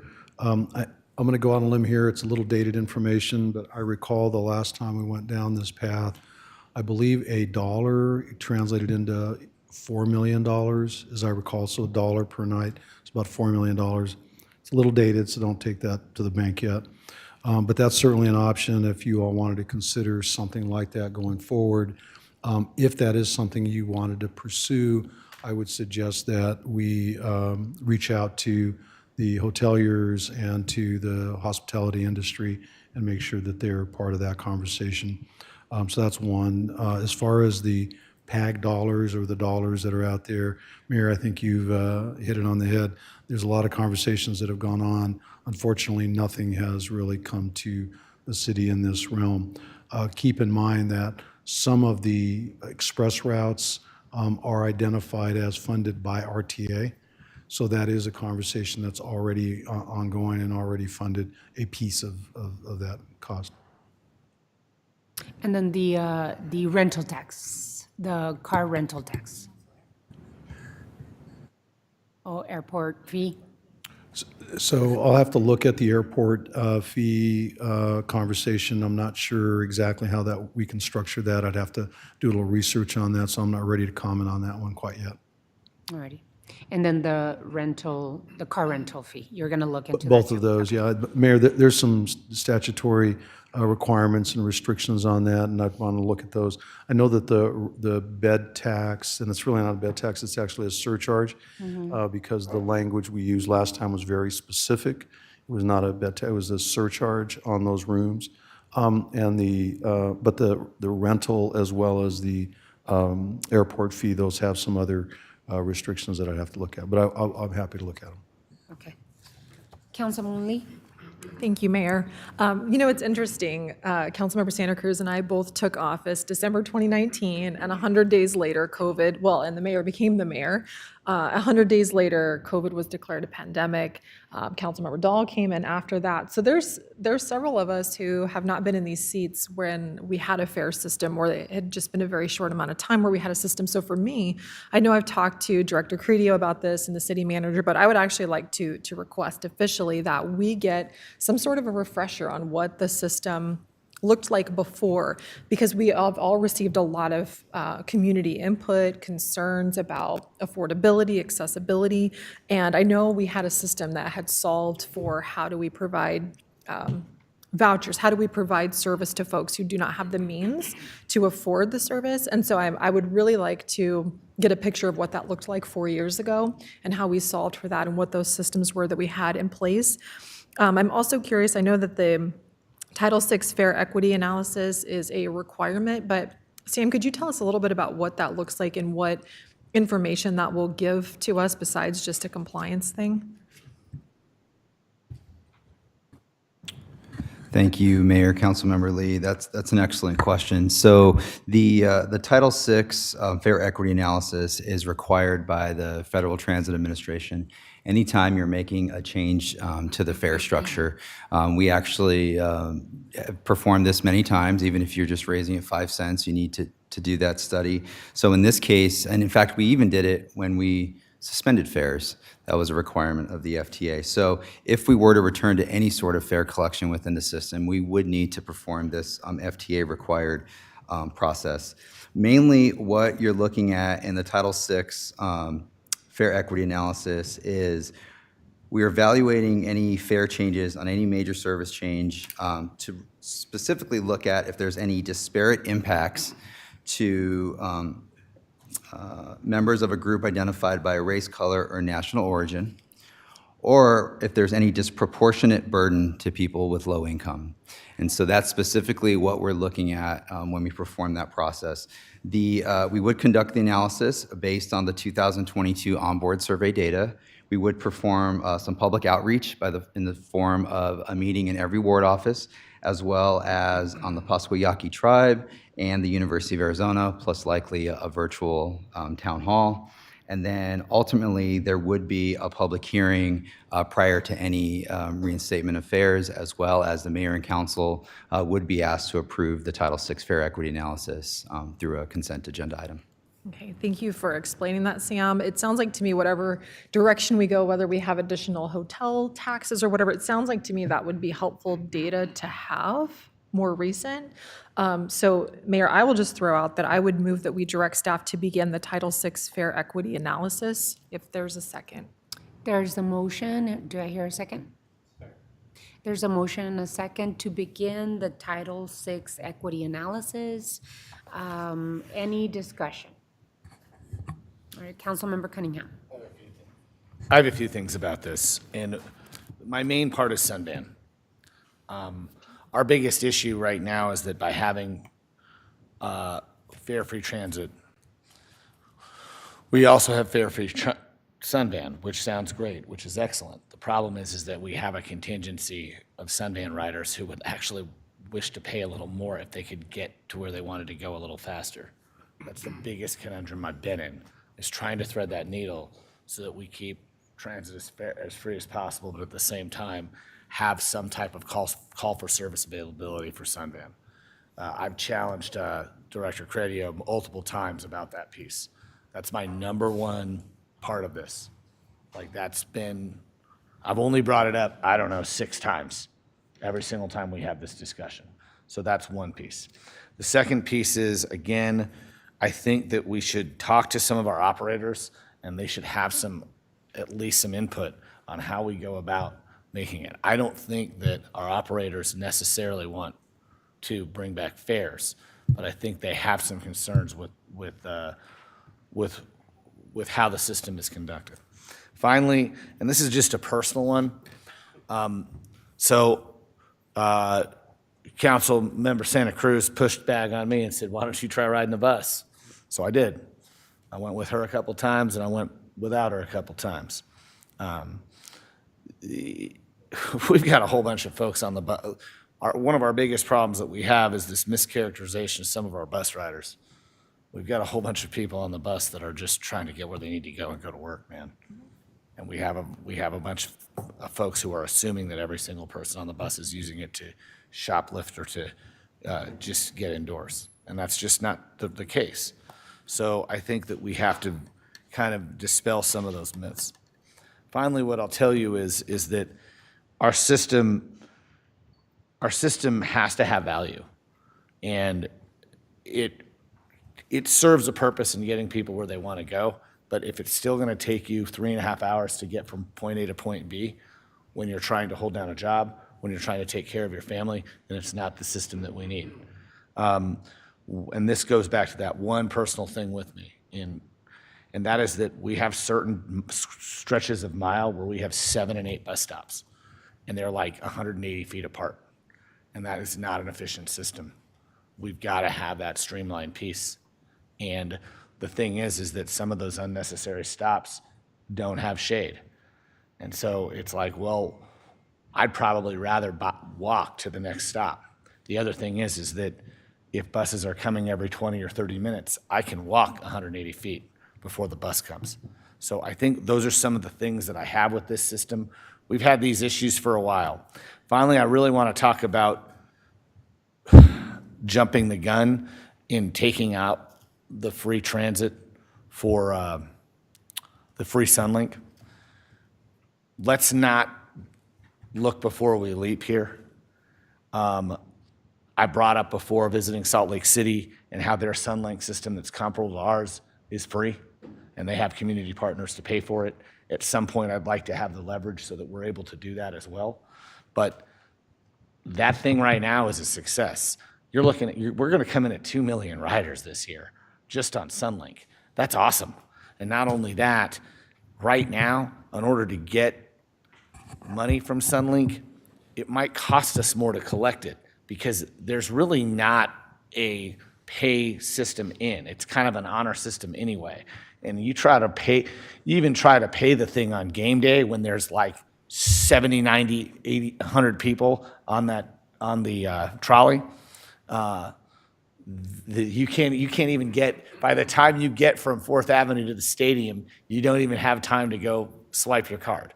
So I think there's a lot of ifs, what ifs, and what have yous in this process.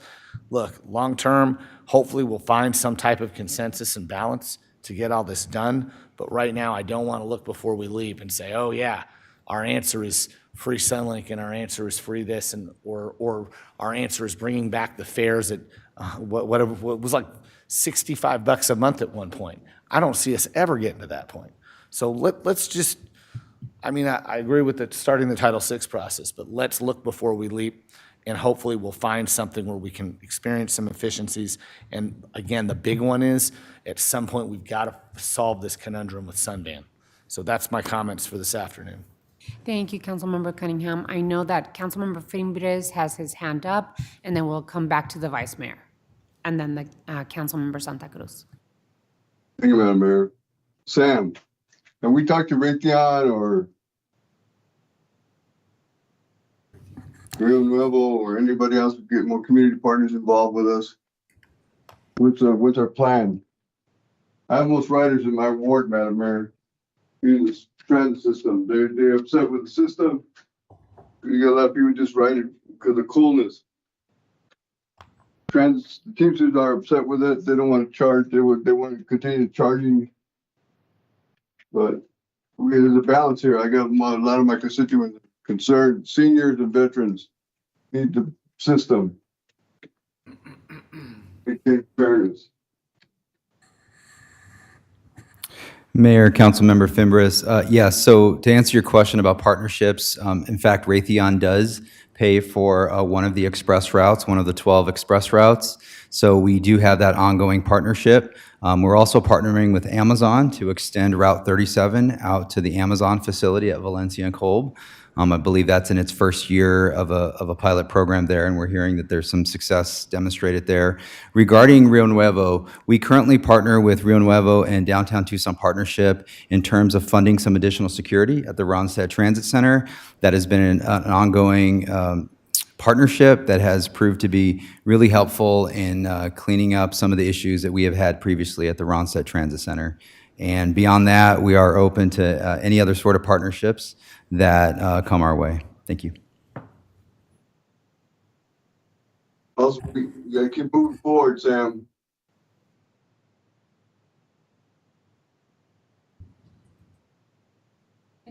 Any other questions, Councilmember Fimbres?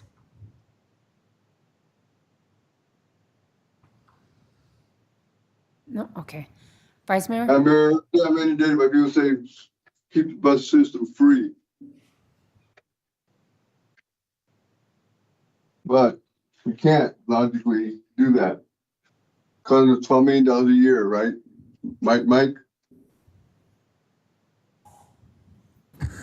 Mayor, Councilmember Fimbres, I think the reality will be the budget conversations we're going to have here at this table in the next two meetings. I mean, that really is the bottom line.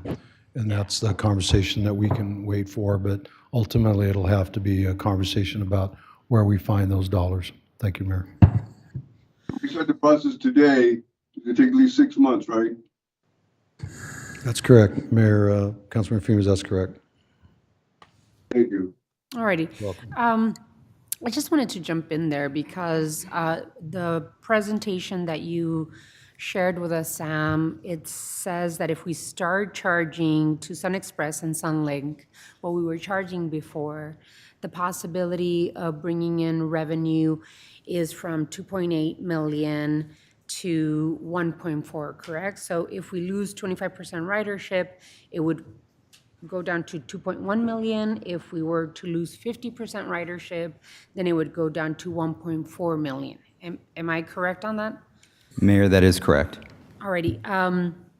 What was the expected revenue of the entire system before the pandemic? Because I've heard anywhere from 9 million, now I'm hearing 13 million. Can you clarify that? Thank you, Mayor. I'd be happy to. So we did some exhaustive research into prior years, and the last full year that we charged fares, we brought in approximately $12.5 million from across all modes in fare revenue. Okay, so my question is, what would be, it just sounds as though it's a lot of work to pull in maybe 1.4, maybe 2.1 million dollars. And so for me, I agree with Councilmember Cunningham that we have to really take a look at what the possibilities are and what would be the right approach to our free transit system. I generally believe, we started doing the free fares because our drivers asked us to do that.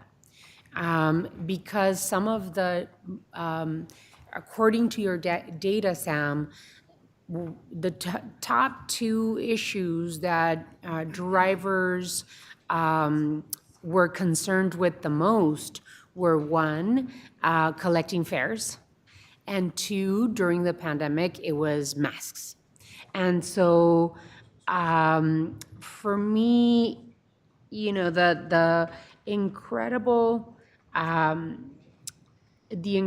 growth of our system with our fare-free transit system is absolutely worth the investment, right? I am on the side of, if we could leave everything free, I would absolutely move in that direction. But we have to consider the lack of partnership with our academic partners and what it would mean to their writers, both staff and faculty, staff, and students. What does it mean for their writers? Access to attending school, both Pima, TUSD, and the University of Arizona, is something that is very important. And as we think about how we're going to do this, right? I just want us to think that both the Board of Supervisors and the mayor and council approved the Prosperity Initiative. And this Prosperity Initiative gives us goals in terms of what we need to do to bring down poverty in our city and our county. One of the pieces of the Prosperity Initiative talks about prioritizing transportation options to connect disadvantaged communities to jobs, school, and resources. And then it goes on to talk about the explanation of what that means. There's a growing body of research showing that transportation insecurity is a key factor in persistent poverty. It goes counter to what we want to do as a community, right? We want a community that progresses financially and that we offer opportunities as a local government to be able to offer students, seniors, veterans, low-income communities the opportunity to connect to resources. And so I don't personally think that bringing in $2.1 million is worth the exhaustive work we need to do to reinstate these fares. It is very unfortunate that our academic partners have chosen not to be involved in this conversation because it really would benefit not just their educational institutions, but our entire community. So the other question that I had is, we used to receive lottery money from the state of Arizona it was called LTAF, for our transit systems. I don't know if we've ever gone back to the state and said, okay, you cut it during the recession, can you institute it back up? Because I think we lost at a certain point $4 million a year that the state of Arizona was contributing to our transit system. Mayor, you and I are dating ourselves because I just looked at Sam. He doesn't even remember that. I do remember LTAF. That went away many years ago, and I don't believe that's ever been reinstituted. I do remember it, but it's been many years ago, even maybe as many as 10 years ago, and it went away. Never to return, huh? Now the 2.5 flat tax is taking away more than, how much for us? $48 million, never to return again. Vice Mayor? Thank you, Mayor. I'm reminded that whenever I speak after the mayor, I often want to say ditto. He covered several of the points that I want to make. It would be so emotionally satisfying to say, okay, we're going to test the waters. Let's do something that affects the students and see if the university will respond. But I think we need to be better than that. And when I think about the usage of the streetcar, it's a dynamic part of the success of downtown and the Mercado, connects the students to where their drinking holes are. It's saving lives because people can get on the streetcar and get back to their dorm. And a lot of that will be less if there's a money involvement. I remember when fares were charged there, and it was very confusing to me. You couldn't get on and take out $1 and pay. The best way would be to sign up and get a card, charge your card. I did that, and I bought the wrong card. I bought the one that was for buses rather than the streetcar. And why they were separate, I don't know. And I tried several times to write it, and you said, why isn't this working? Why isn't this working? And I was never caught for getting a free ride. And there was a concern that there were kiosks, so people who are visiting downtown and want to go to the university, the conference they're attending, they had to buy a whole day pass. They couldn't buy just a one-way trip if that's all they needed, or a round trip if that's what they needed. They have to pay for the whole day pass, and that didn't seem fair either. So I agree with the mayor. There's going to be complications, and I'm afraid if we say, okay, let's do this 6-month study, it's really an indication to the community that we're leaning that way, and we are just going to get deluged again and again by what we've seen in the last week. People who I think justifiably so say, free transit's a great deal, and you guys need to do a better job of figuring out the economic benefits to it. to the community and how that translates into money that we're keeping drivers off the streets and not wearing out the streets, et cetera, et cetera. So respectfully, I'm not going to vote for the motion. I do have a point of clarification. Your motion is just for these two items and not the whole fair? To start the analysis. Well, no, the analysis for just the two suggested or for the whole return of fares? The motion was, I move that we direct staff to begin the Title VI fair equity analysis, Well, period. That, I definitely couldn't, because that sounds like it could be for the whole return of fares. Mayor, Councilmember Lee, we could hone that in if you so chose on your motion. But otherwise, it would be, we could look at the entirety of the system. I just want to make sure that's clear on that motion. Councilmember Santa Cruz. Okay, so I understand why, the city manager has made his recommendation. They've talked about the frustration of not having these other partners at the table, and as a way, they've said that they will not invest unless there's fares. So I understand this is an exercise in us reacting to the recommendations. It was my understanding of today's discussion was that we weren't taking any action, that we were reacting to your memo. So I don't feel comfortable voting in favor of starting in the Title VI, because that gives the impression that we're moving in the direction of wanting to charge fares again, and I'm not ready. I'm not there. I also just want to remind my colleagues in the council that less than a year ago, we voted with our intent to remain fare-free, and I don't know when that when that intention changed for us as a council. I think that when we took that vote, we were sending the message to you, city manager, that this is a core value of ours in the budgeting process, and that hasn't been reflected on how can we pay for it. It's just kind of been, we have this gap. And I don't know how we need to move and have more serious conversations of the different ways to fund it. But what I would like to see is before Mayor and Council, it's here, Mayor and Council, this is how we could pay for it. This is what it would take to pay for it as part of these budget discussions, and not necessarily all from the general fund, because I know we want to, be very selective of that. But I think at the end of the day, if we're saying that just the way that we invest in our roads for private use, that we're investing in our public transportation for public use. So I will not be voting for the motion, because I just wanted to be able to have this discussion at the table and not take any action today. And what we've heard from all the letters of support on behalf of free transit has been the benefit to having access to education and employment, racial and economic justice, preventing harm to our vulnerable citizens, it being a good economic driver for shopping local, especially in our downtown area, encouraging more people to ride, addressing our climate future.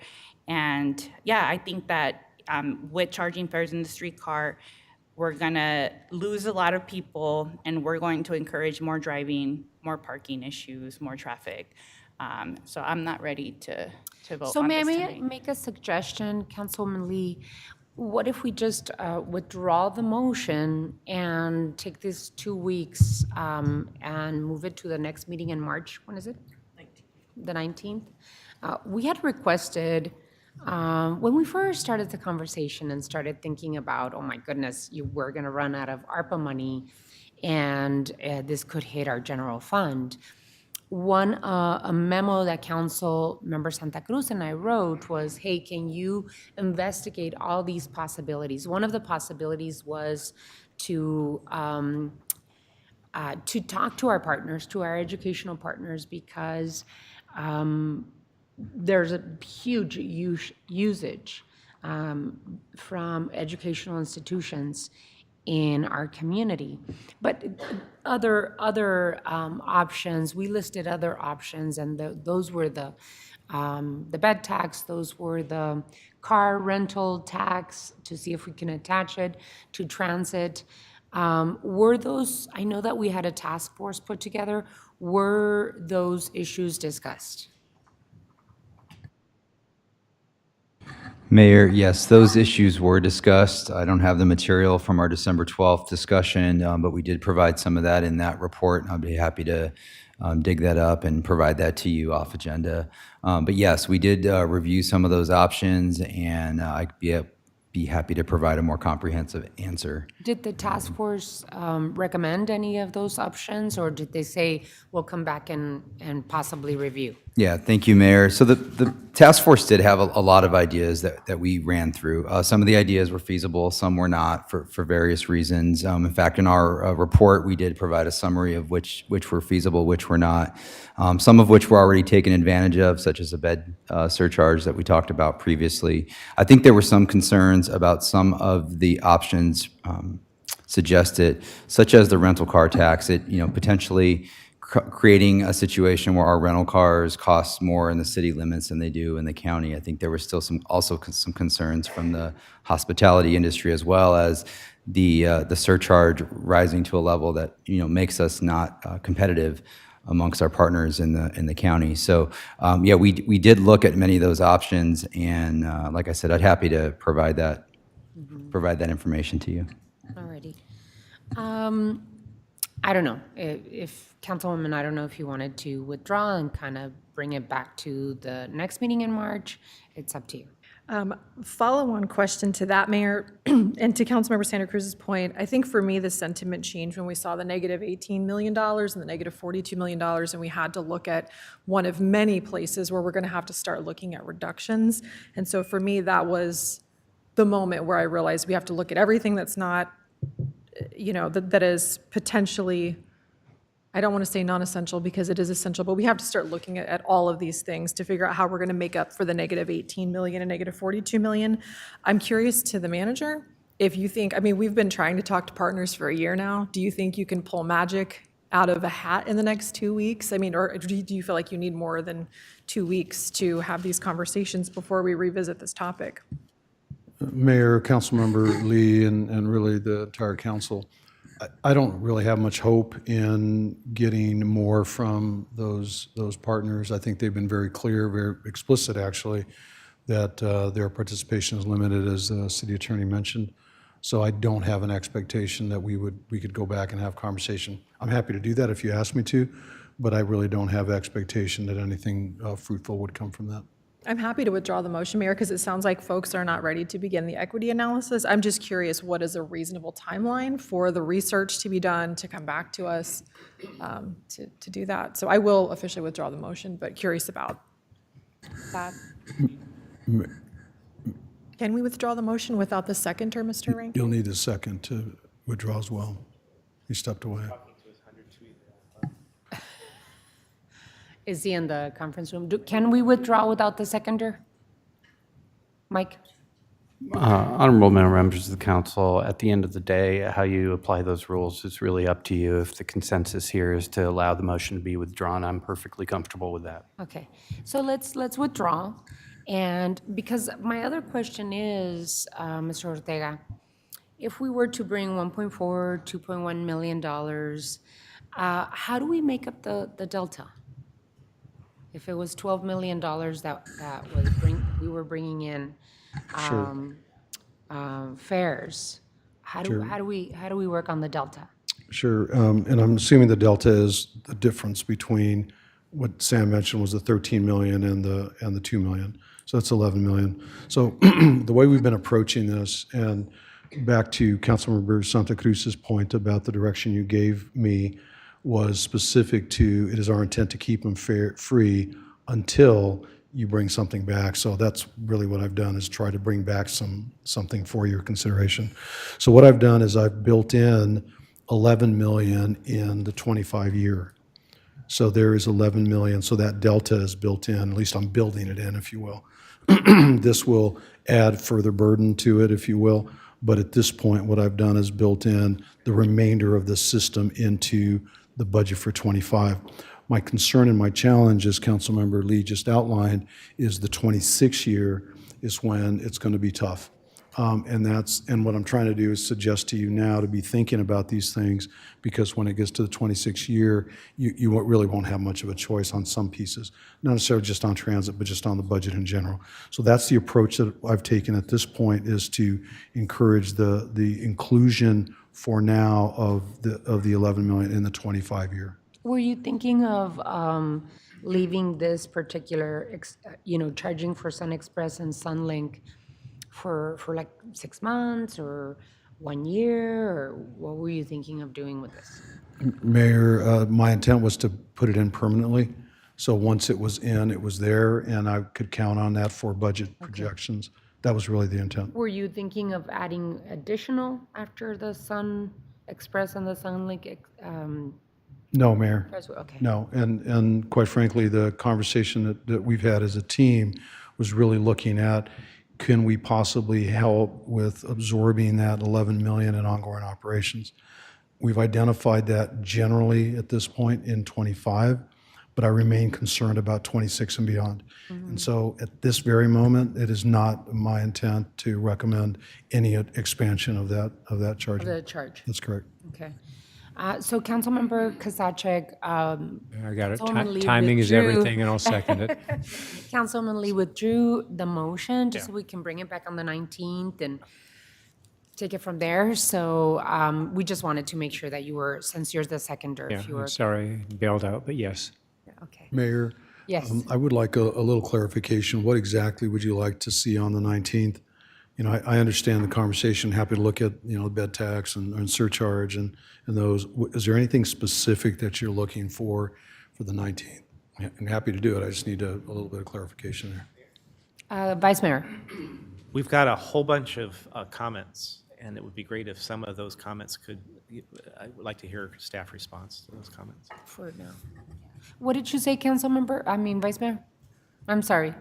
We received a lot of comments from people who are concerned about transit on this issue and we'd love to hear the content of this. Some people are making suggestions or have questions or questioning our economic analysis. Council Member Santa Cruz and then Councilwoman Lee. I just wanted to respond to the city manager's question. What I understand is the question around the 2 million, right, that we're short. So could you come back with options for how we cover that if we're able to do some of these other fees that we have For suggested? the long term, because I know that there's been questions about the bed surcharge and the rental car tax. So can we explore those more and then come up with a solution? I know that we were one of the surprising pieces of free transit, especially free streetcar, is that our small businesses throughout the streetcar line loved it, because visitors would just jump in and ride the streetcar all day long, go to the west side and eat, and go to downtown for a concert, would go to 4th Avenue for shopping, and Visit Tucson saw the value of that and invested from the bed surcharge $1 million in this, last fiscal year. So I just wonder if we could expand that as well, because it really is a value added to have the streetcar be free, as well as other elements. I'm like you, Vice Mayor Dahl. I wish I could say, you know what, U of A, you don't want to pay into it, then we're going to charge your students. And we're going to charge your faculty, and anyone that's headed over to the university should pay. It would be the easy approach. But what good is that for our community? What good is that for our students? I don't know if I'm convinced, but I'm going to make it very clear today. I'm very worried about deficits in our budget moving forward. And I don't know if this is going to be able to sustain for the long run unless we find a much more stable source of revenue for our transit system. With that, any others? Yeah, Councilmember sorry, I Kovacek? was outside, I had a call. I caught the back end of city manager's comments and also just what you just said. We're looking at likely costs for this immigration issue that we're facing. That's nothing we signed on for necessarily, but we're going to have costs. The flat tax we've spoken about, we just saw some graphics of that. That's not going away anytime soon. I agree that the conversation that Councilmember Santa Cruz mentioned, short-term versus long-term, is something we've really got to get our arms around. Community partners that Paul mentioned is really essential. And I agree with you, it's disappointing that when we can show nearly 2,000 rides, almost 70% of which are directly associated with the University of Arizona. And let's be real, those students are riding from the campus down to downtown to party, right? So they're spending more at O'Malley's than they would otherwise spend getting onto the streetcar. The question about stops, the reason we have stops so close together is because when it's 110 degrees out, that extra quarter mile is meaningful. That's the reason we're having a conversation about bus rapid transit, so we can have the express routes. And finally, I would say by the time we get around to having all these data points and all these options together, we might have a new university president who might have a new perspective on this.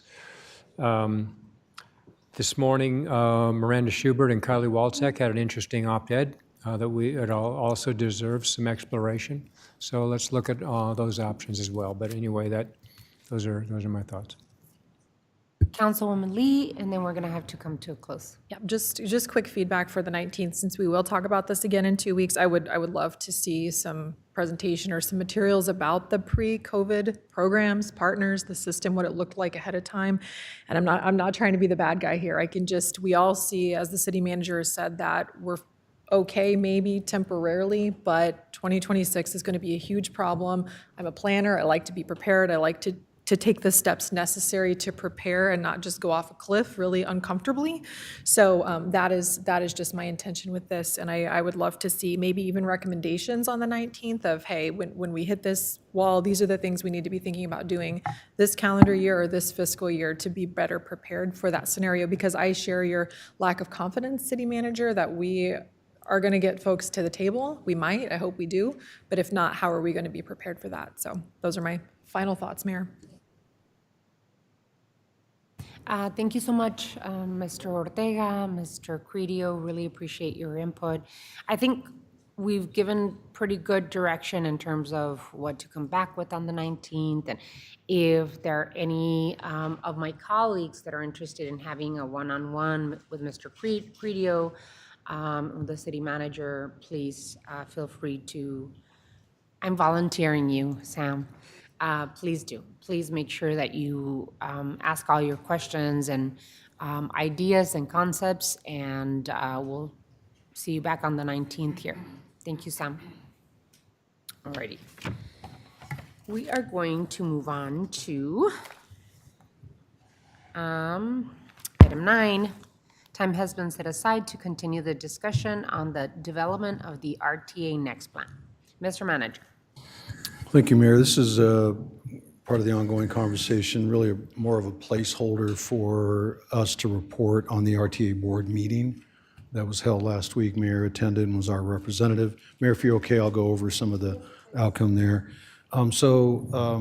It seems that the RTA board is interested in meeting more often. I think the chair, General Maxwell, is interested in continuing the conversation. So that was a good thing, and I think there are more meetings, more frequency of meetings scheduled to try to come to some kind of agreement for an RTA Next plan.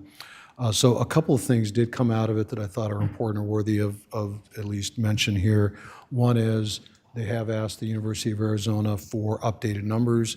If you remember in my memorandum to you, I outlined for you the new information that we received. I extrapolated that to show what it would be from the RTA, and they have asked for similar information from the UA. So that's good and that's important. Second is the board asked, generally, I'll say not, I don't remember if it was a formal motion, but generally asked for the Technical Management Committee, of which both Sam and I are members, to give us, or to give them some feedback on contingency and on debt service. And I think what's important there, there's two pieces. The contingency, I think, is smart in making sure that we have dollars in the plan on a macro level. But at the micro level or at the project level, there's already contingency built in. And so I think part of it is scrubbing that information to determine what that really looks like in terms of the contingency and the number. So what is a good number? Is it 5%? Is it 15%?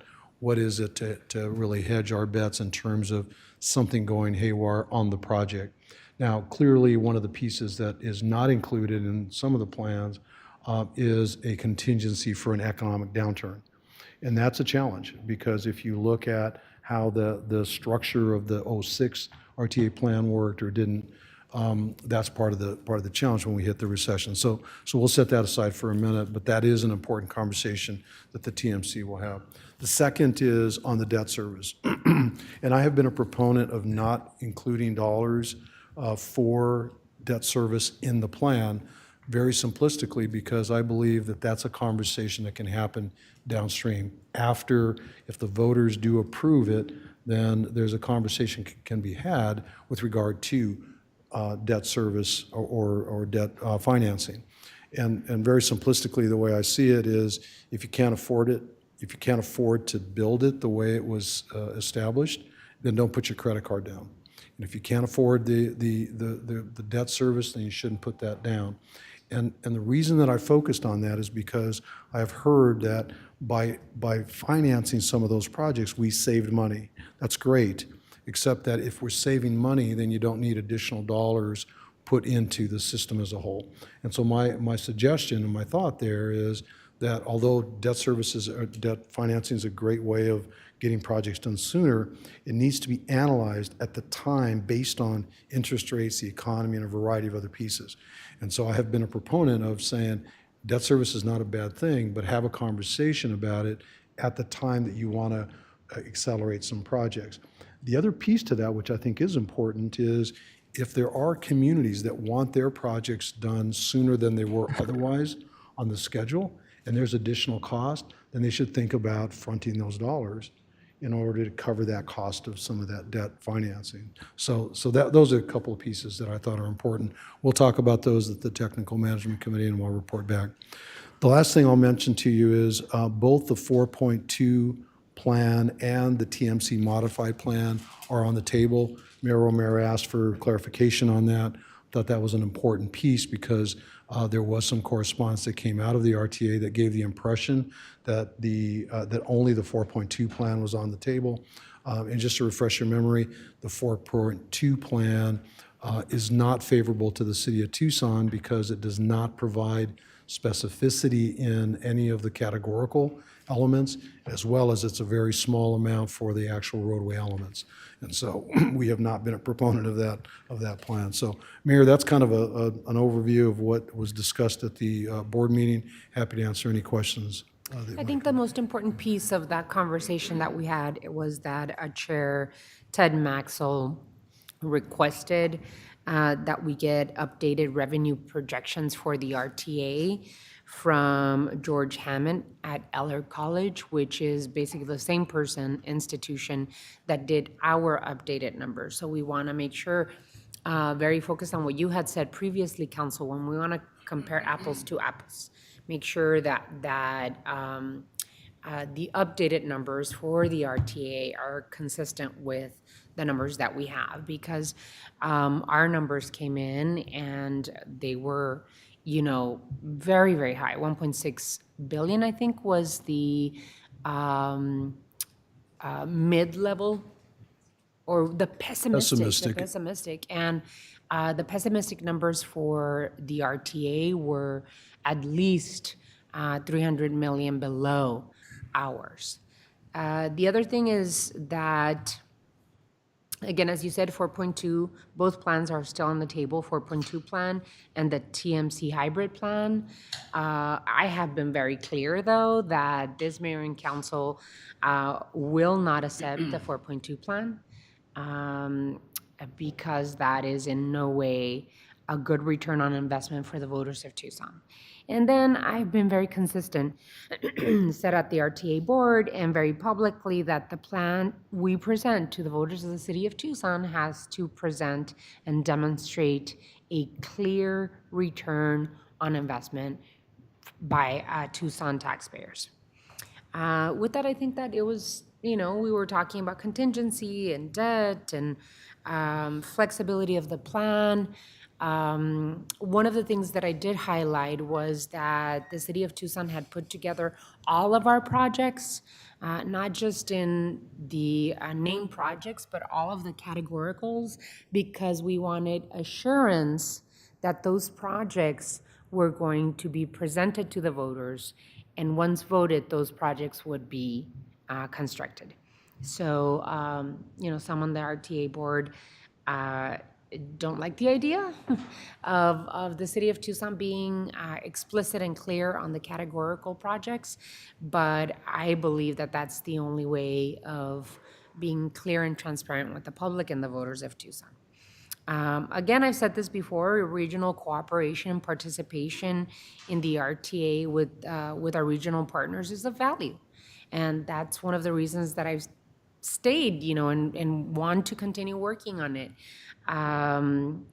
But I believe that it has to be a plan that we can have that we, the mayor and council and the city manager, can say, okay, this is a good return on investment and it has value to be able to stay. So that's my update.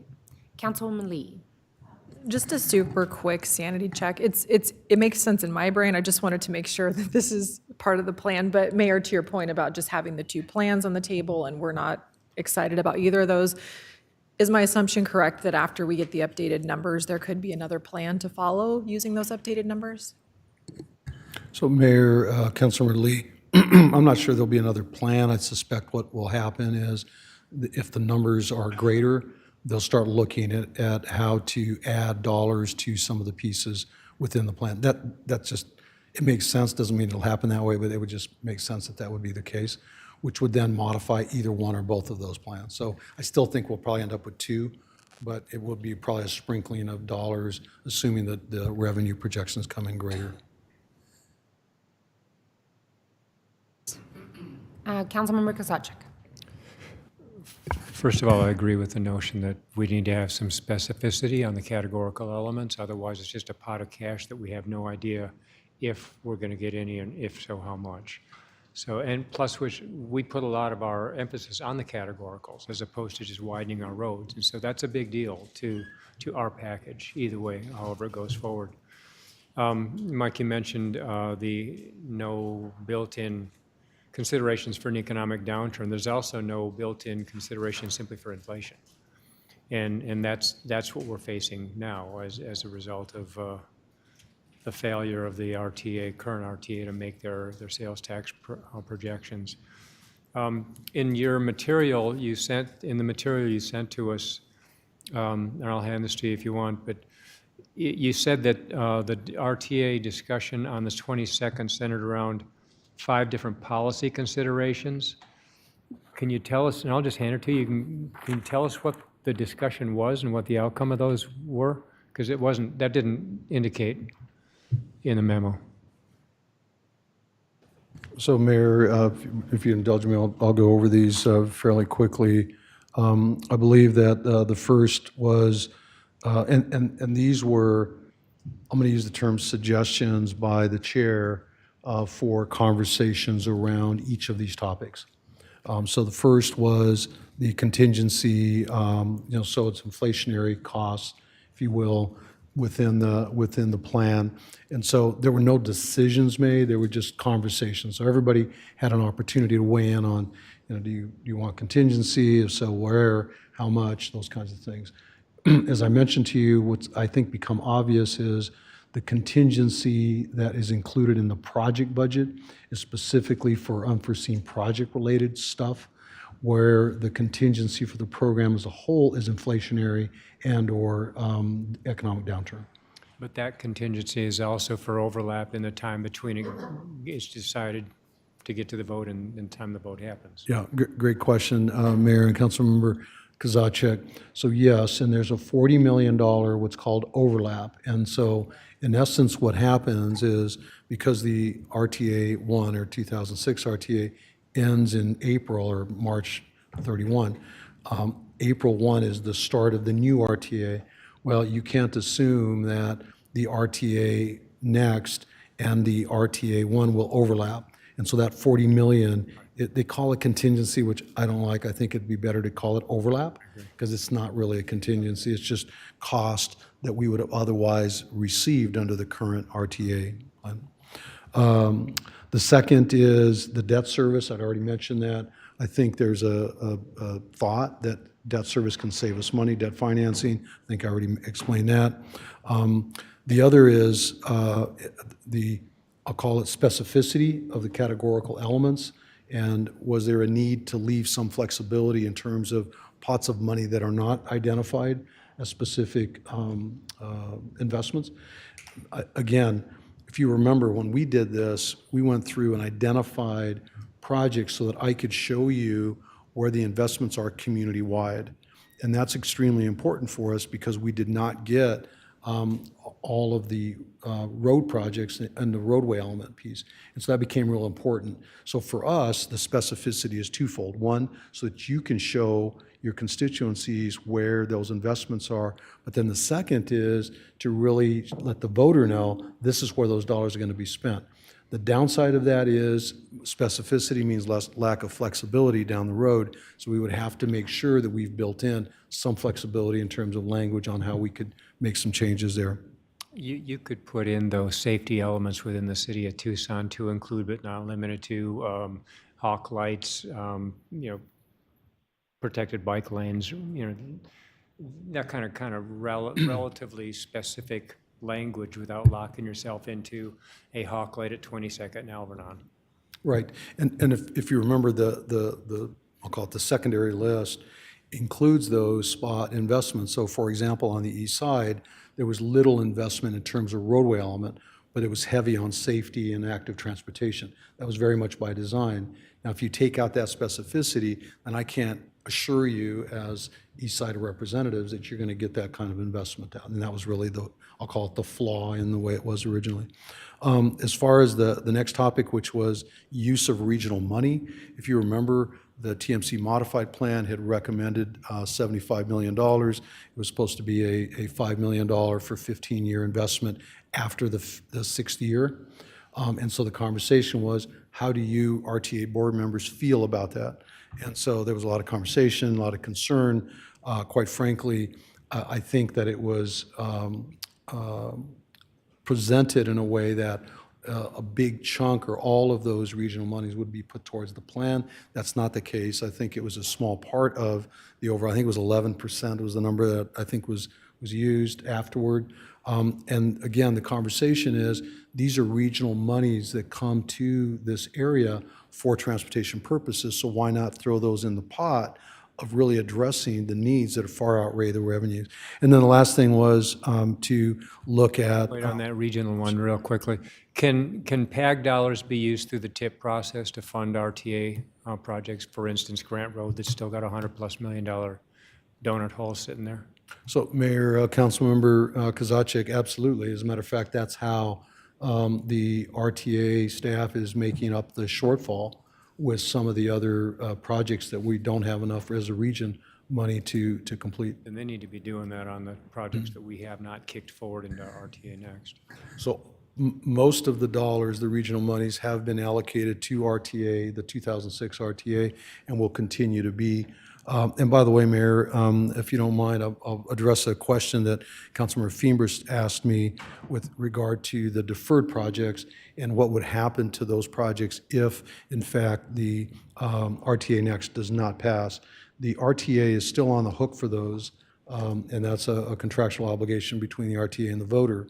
My expectation would be that they would expand or extend the use of regional money to complete those projects. Those 4 deferred projects would have to be completed using those same monies that we just outlined. You got it. The last thing was a question about refinements to the CAC or the Technical Management Committee plans, and they really didn't even get to that point. There was no discussion about that because it was all kind of put into the rest of that. Okay. Thank you, Final Mayor. thing I got is in either of those plans that are still hanging out there, there's still no money for road repair. I think the bottom line, Mayor and members of the council, is the needs of the region are much greater than the dollars that are going to be generated by that potential revenue stream. And I think it's hard when you know there's many more needs, all of us have many more needs than the dollars that we have available. Thank you, Mayor. All right, any others? I'm going to have us take a 5-minute break and then come back to item 10, which is the solar empowerment programs. So 5 minutes strictly, please.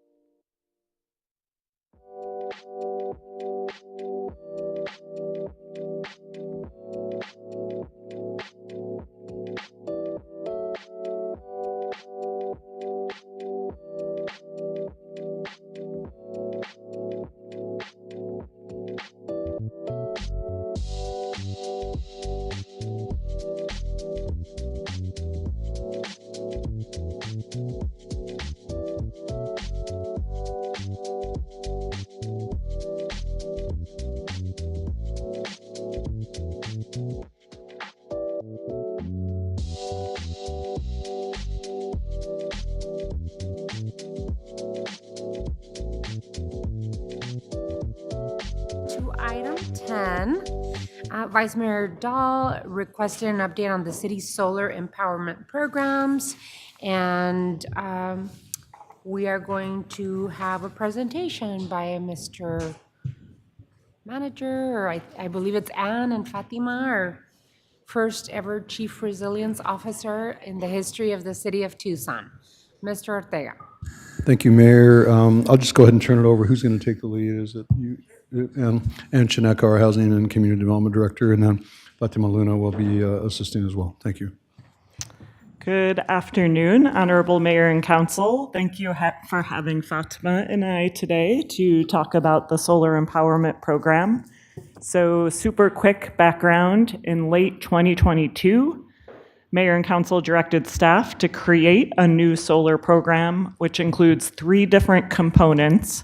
And per your direction, each component was allocated $300,000 in American Rescue Plan monies.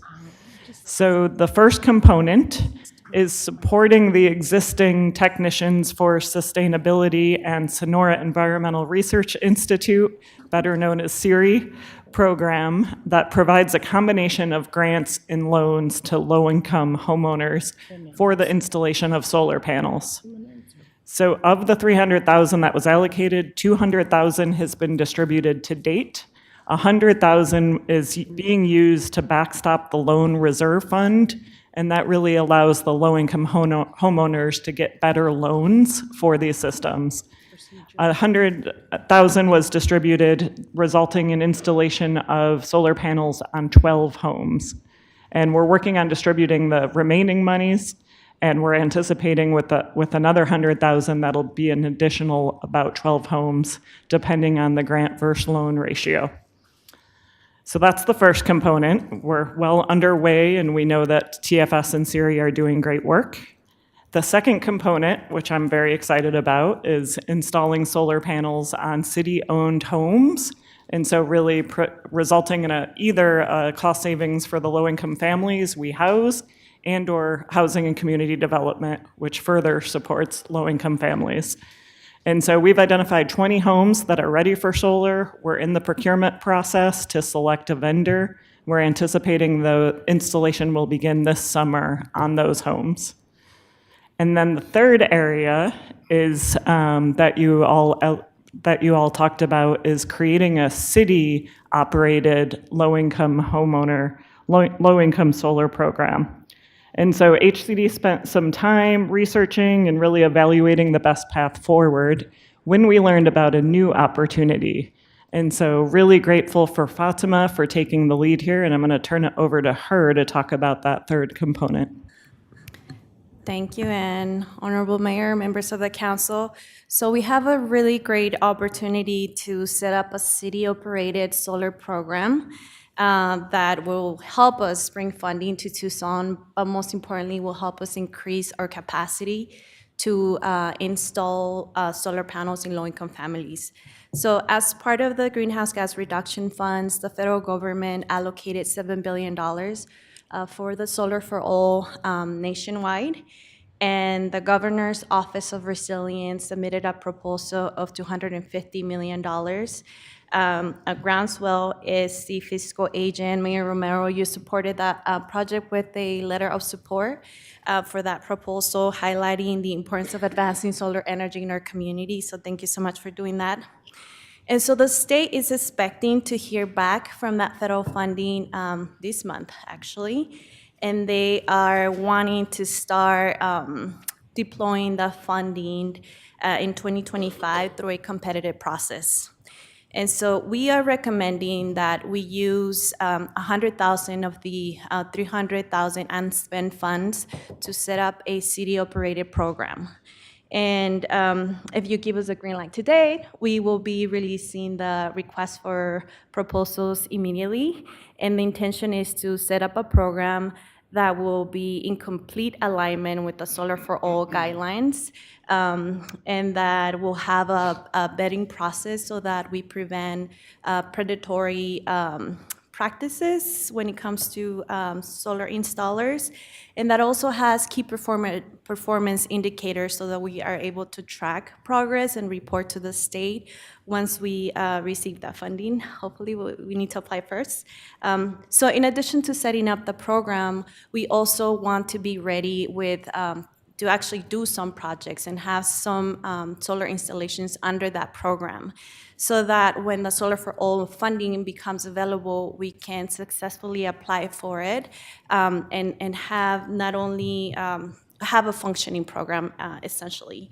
And again, so our recommendation for today is that we utilize $100,000 of the unspent $300,000 for setting up the program. Additionally, we are recommending to allocate the remaining $200,000 for the existing Technicians for Sustainability and SERI program, so that we can spend that ARPA funding as soon as possible. And I'm happy to entertain any questions. Thank you, both Anne and Fatima. I really appreciate the work that this mayor and council has done in terms of creating the opportunity, right? It was, wonderful to be able to submit to this council the idea of investing $9.3 million from ARPA for these types of projects. And you all know me well. I'm very excited about the possibility of using $100,000 of those funds for the possibility of bringing millions of dollars to the residents of Tucson.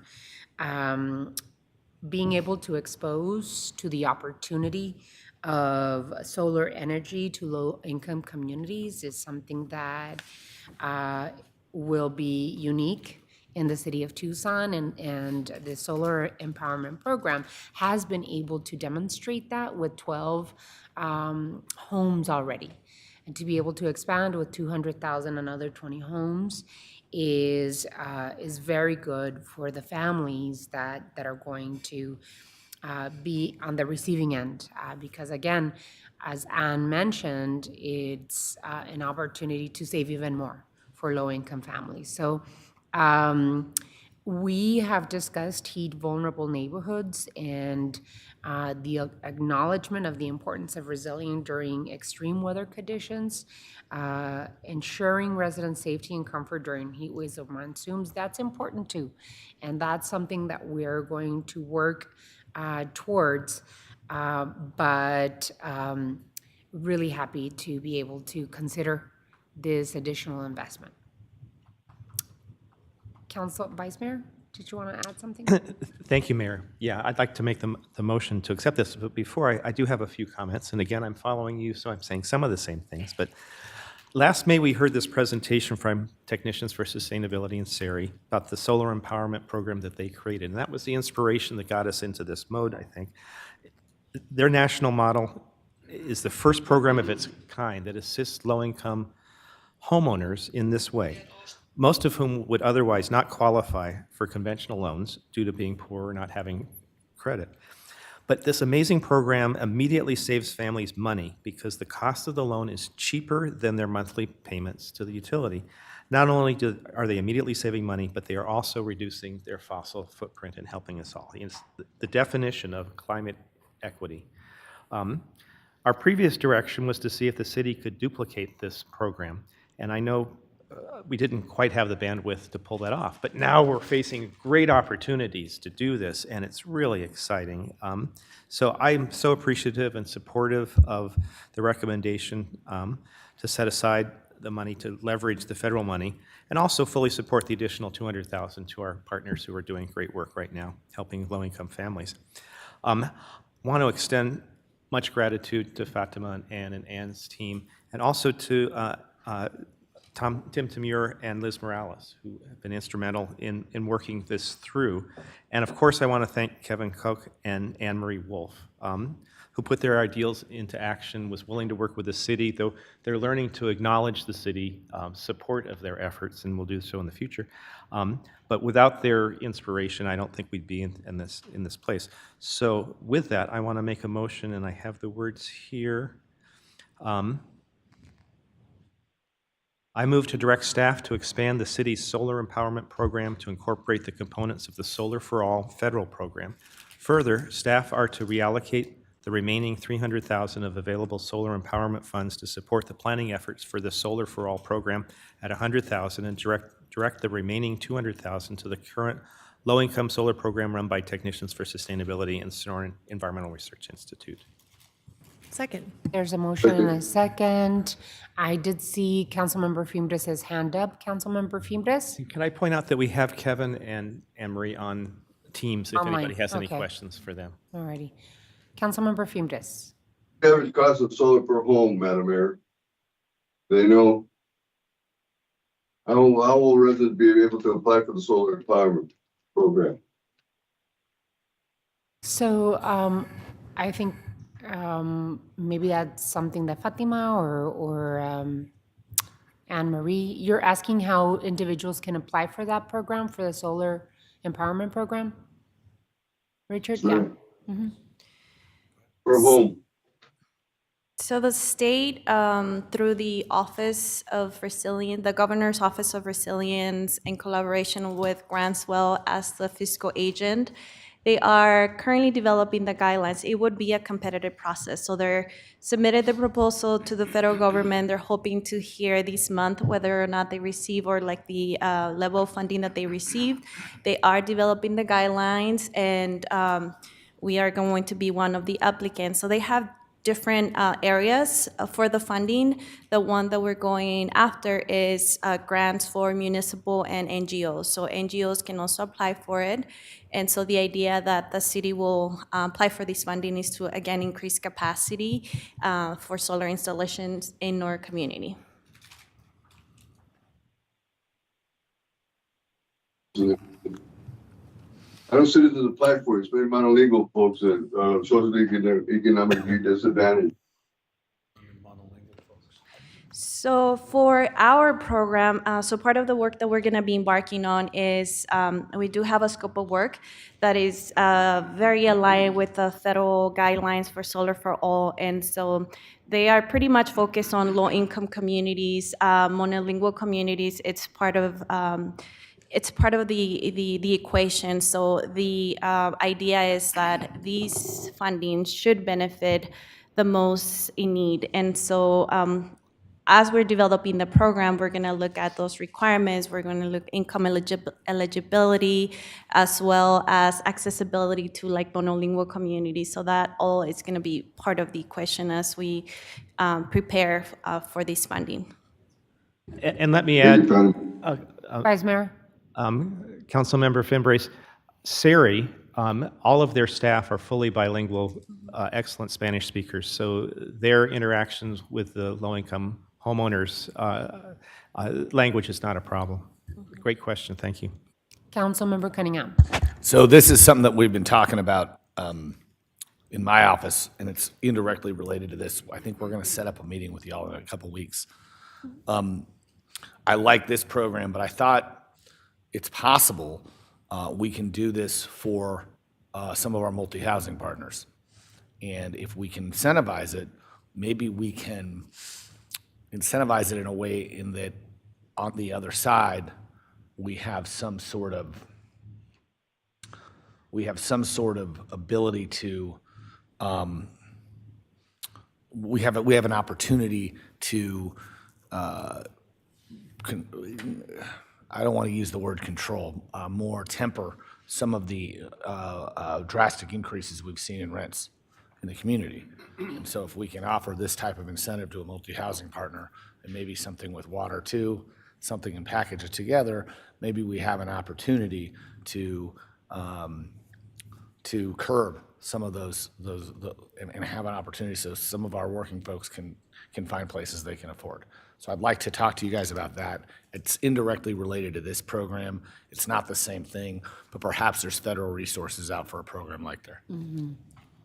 All righty, any other questions? All right, hearing none, there's a motion on the floor, there's a second. If there's no further discussion, all those in favor of the motion, please signify by saying aye. Aye. Aye.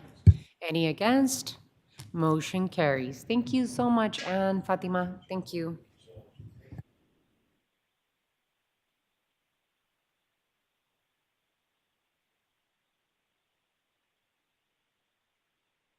Alrighty, item 11, time has been set aside for mayor and council to receive an update on state and national legislation and regional committees. Mr. Tamir.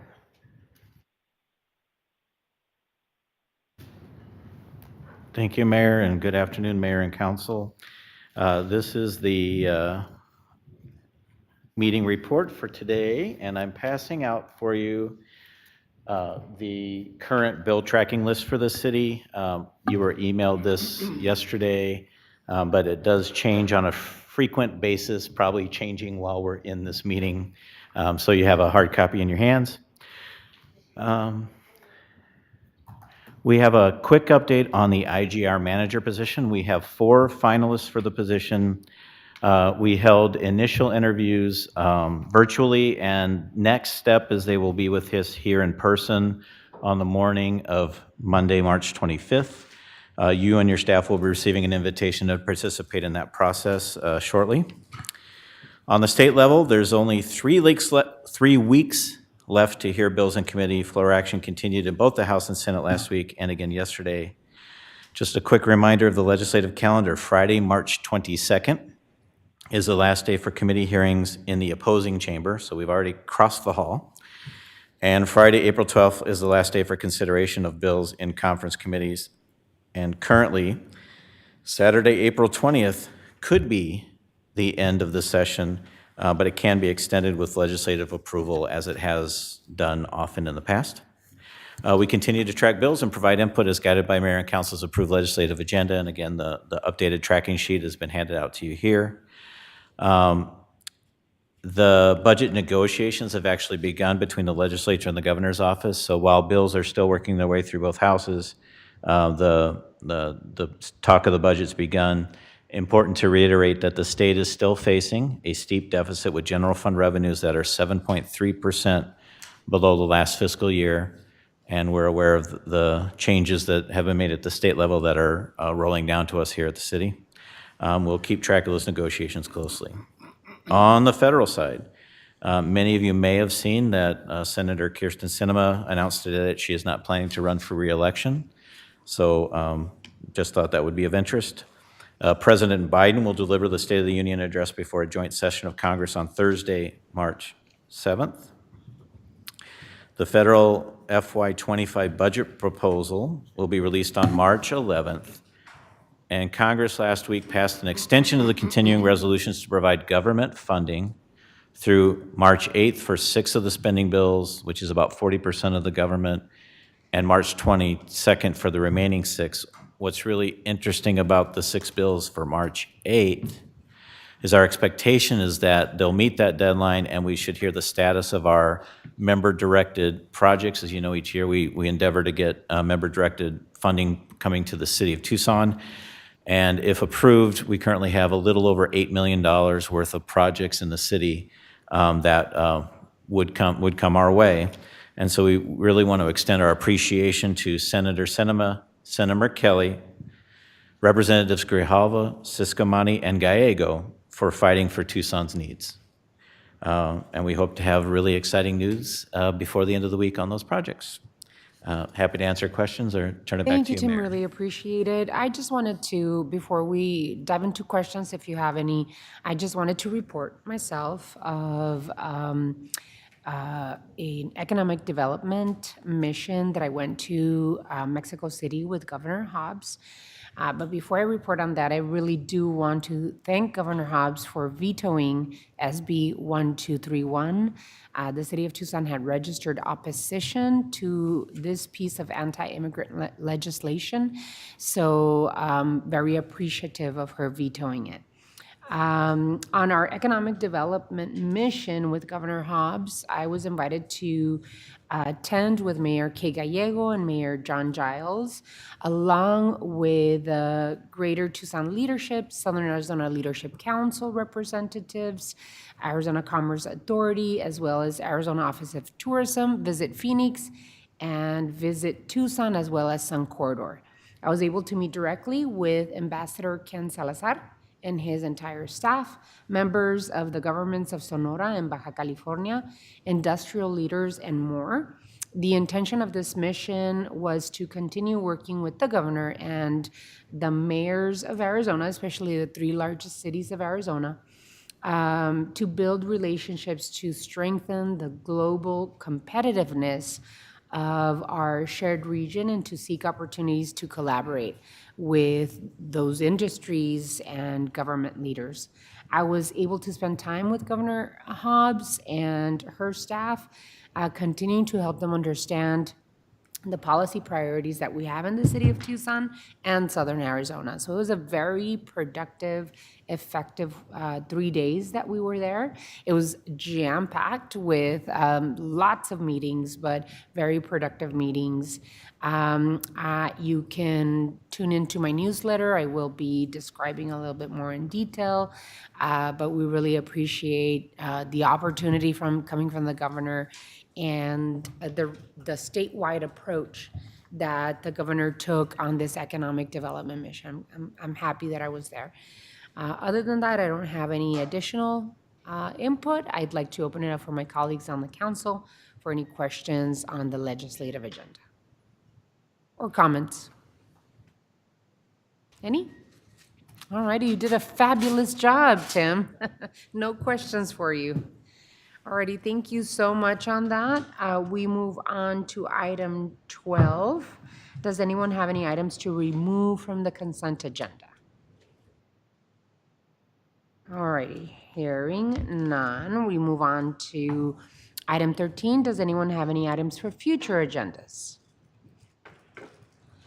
All righty. Before I adjourn study session, I just wanted to let the public know and my colleagues on the council as well as staff that I am not going to be here for regular meeting. And so the vice mayor will take over. We've given him all my notes. Suzanne's going to be right there next to him. My chief of staff is going to be there helping. It's going to be okay. So I just wanted to let the public know that I'm not going to be here for a regular meeting. I'm not feeling very well. So with that, study session is adjourned. The regular session begins, let me see, at 5:30. Regular session begins at 5:30. The next study session will be Tuesday, March 19th, 2024. Thank you all so much. Really appreciate it, Vice Mayor.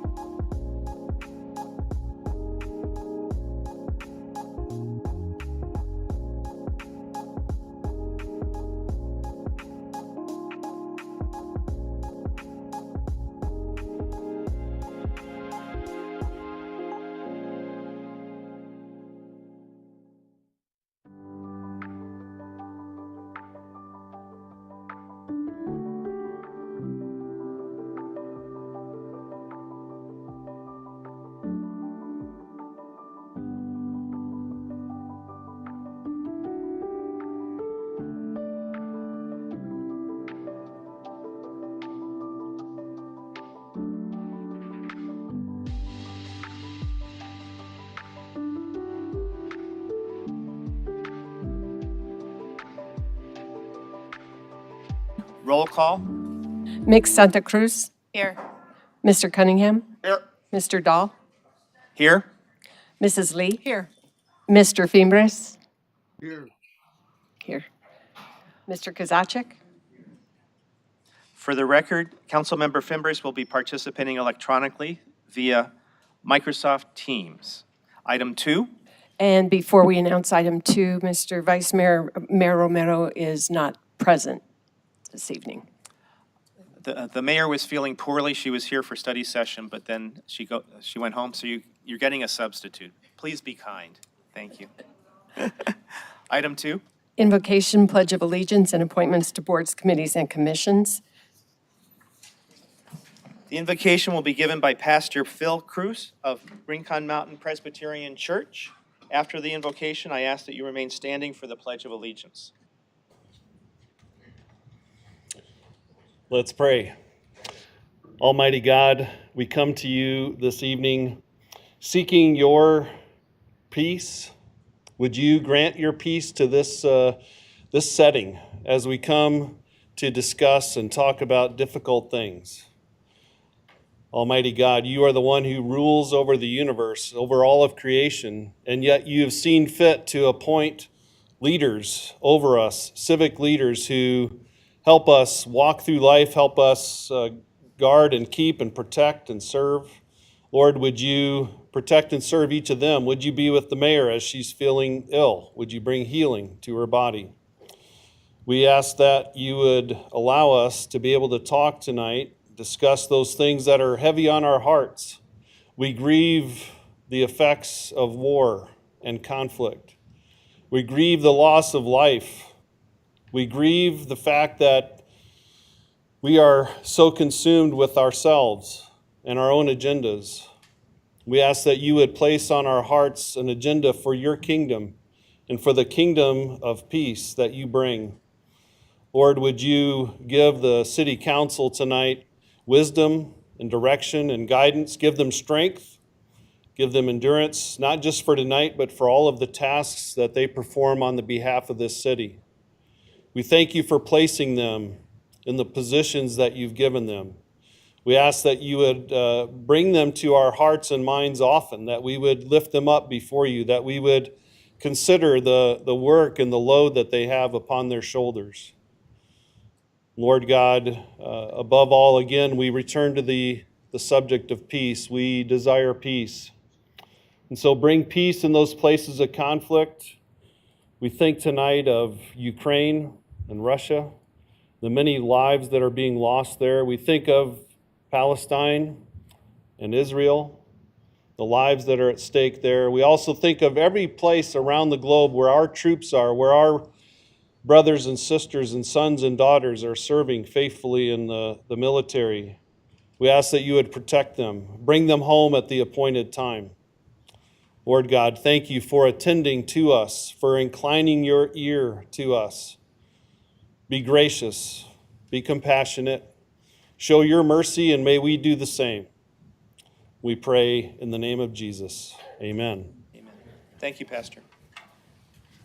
I pledge allegiance to the flag of the United States of America and to the republic for which it stands, one nation, under God, indivisible, with liberty and justice for all. Item 2D. Appointments to boards, committees, and commissions. City Manager's Communication Number 66, dated March 5th, is received into and made part of the record. May I have a motion to approve the appointments in the report? So moved. Second. Is this a roll call? It's voice vote, Your Honor. All in favor, please say aye. Aye. Opposed? Aye. Motion passes. To those who were appointed, I want to thank you for your willingness to serve the city. Are there any personal appointments to be made at this time? Item 3. Mayor and council report summary of current events. City Manager's Communication Number 59, dated March 5th, is received into and made part of the record. This time has been scheduled to allow members of the mayor and council to report on current events. These are to be current events of activities within the community, not position statements or on policy issues. Does any council member have anything to report at this time? Paul?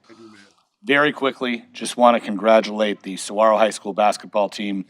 They made it all the way to the state final. They were the only team from southern Arizona in the Tucson area to make it that far. Congratulations. A lot of the kids on that team were my former students at Gridley. Unfortunately, we lost in overtime. But we had a great senior kid who's just an amazing kid. So I'm real proud of him, and that's it. Nikki? Just a brief announcement. I want to thank the employees at Citibank who helped sign up for our Purple Heart Tree Care Day on March 20th, starting at 8:30 in the morning. Tucson and Clean and Beautiful, city staff, my office, and the Citibank volunteers are going to work on the park beautification as we take care of 50 trees that we previously planted during one of our Ward 4 Arbor Day events. So I want to thank all the volunteers who are coming out. I know there will be a lot coming up with Earth Day, and all kinds of environmental activities, but thank you to all those who have helped us plant trees and to care for those trees. Councilmember Lane? Yes, thank you. On Friday, March 8th at 8 a.m., Tucson Clean and Beautiful is having a community cleanup between South 12th Avenue and South Nogales Highway. Cleanup activities include picking up litter and beautifying the area. The meeting spot will be at the empty lot on the northeast corner of 12th Avenue and West Drexel. And then on Saturday, March 9th at 11 a.m., the Sonoran Desert Museum is hosting their Save the Saguaros mural reveal party. The Sonoran Desert Museum partnered with local artist Wesley Fawcett Cray and designed a beautiful paint-by-number style mural telling the story of the Save Our Saguaros campaign. On Sunday, March 10th at 9 a.m., we're having our monthly Ward 1 and Fuga Species and Burros bike ride. Our Manso Bike Club out of Barrio Hollywood will be leading the ride, bringing the whole family.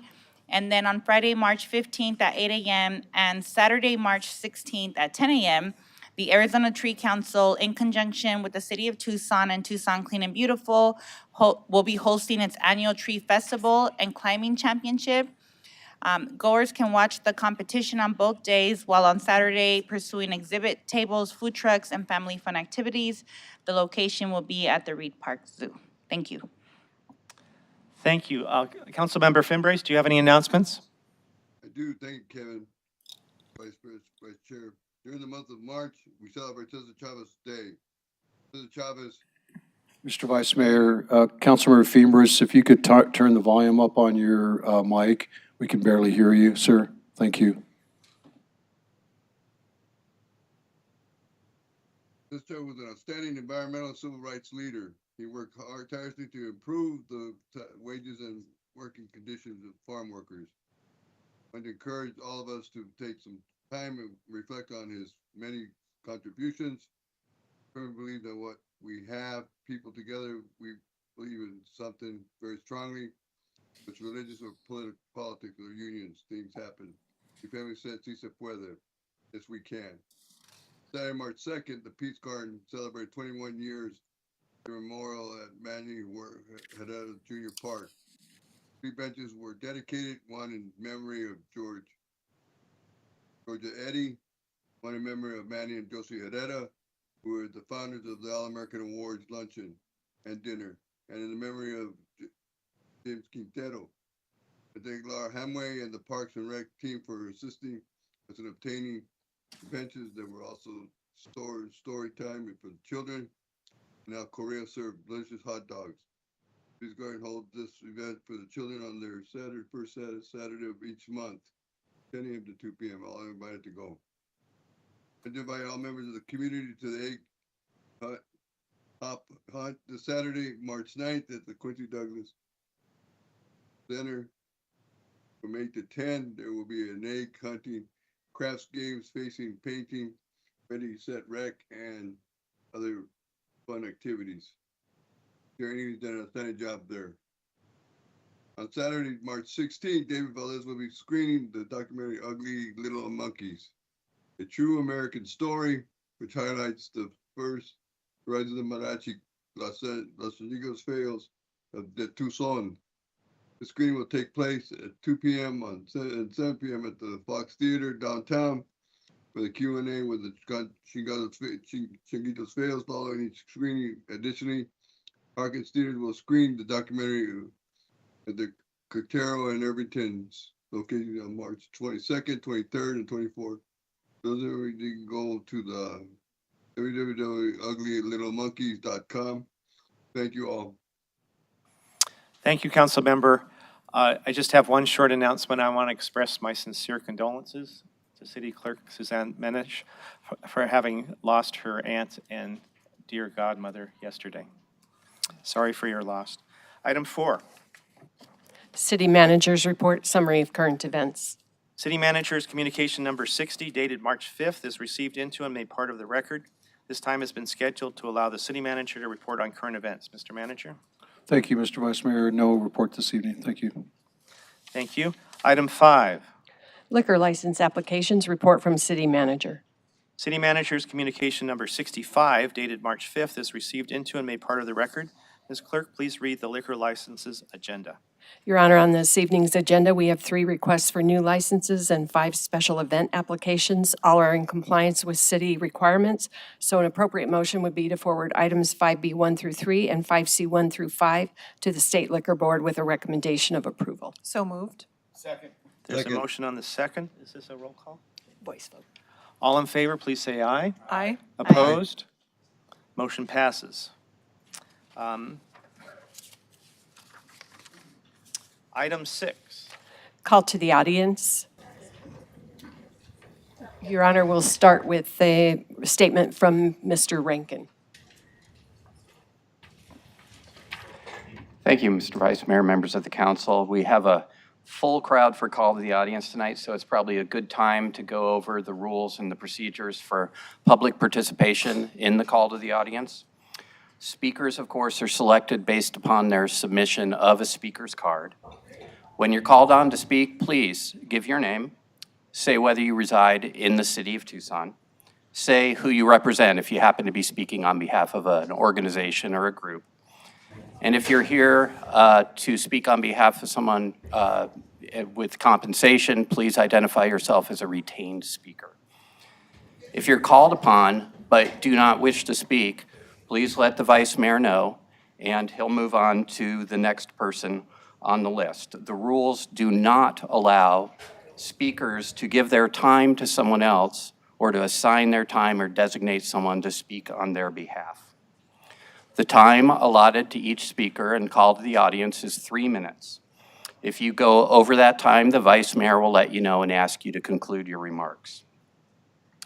The rules do require decorum and orderly conduct both by speakers and by the members of the audience.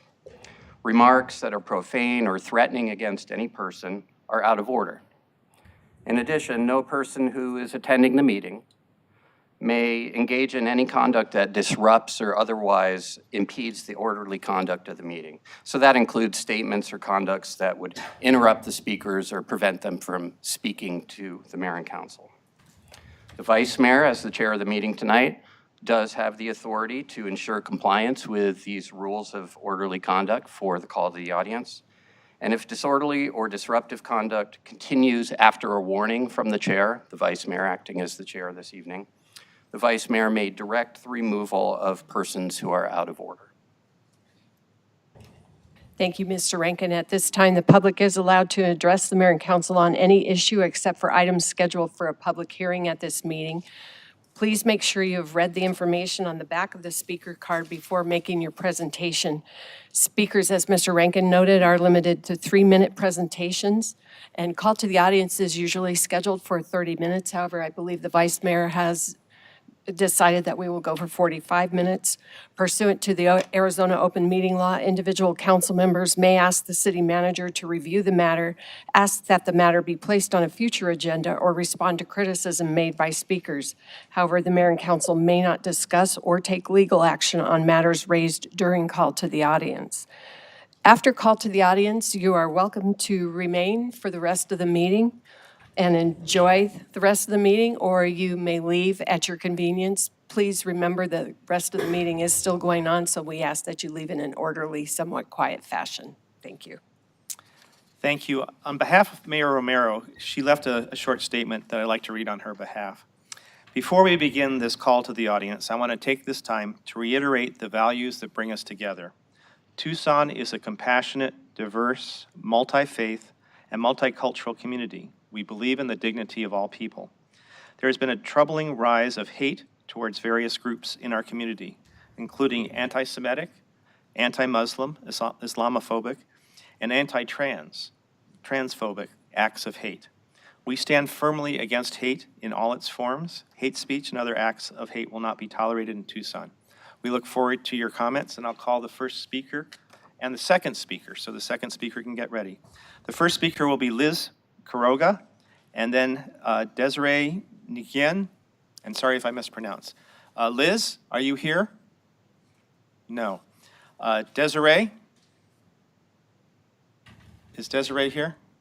No. Lucy Hoffman, and following Lucy, Jesse Lugo. Jesse, are you here? Yes.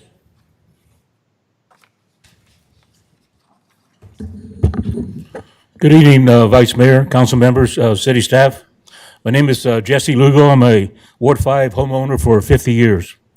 I have attached a packet of information in regards to the communication in reference to the future construction of the 22nd Street Bridge for your review.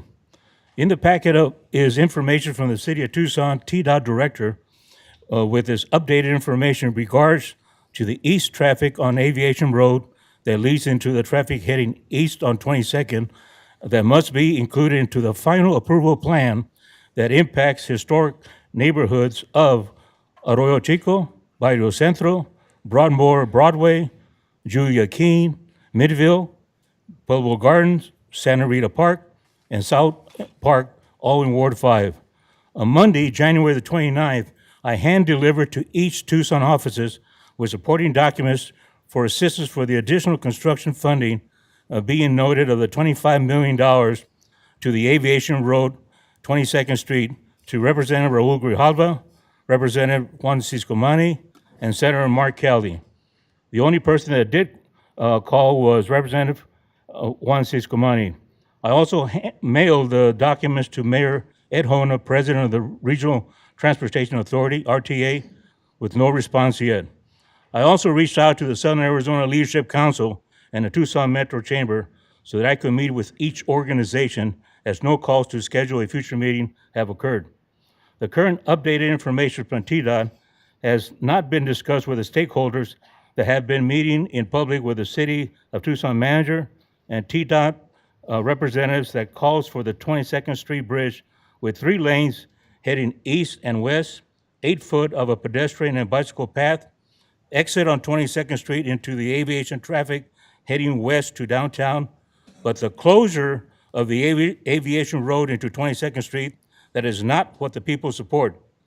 Another option to consider is 2 lanes on the future 22nd Street Bridge as it is now, just like the Veterans Bridge on Alvernon Palo Verde Road and the Bob Walker Bridge South. We the people are asking for the mayor and council members to give a unanimous direction to include the Aviation Road into 22nd Street final construction plan. It has been 20 years.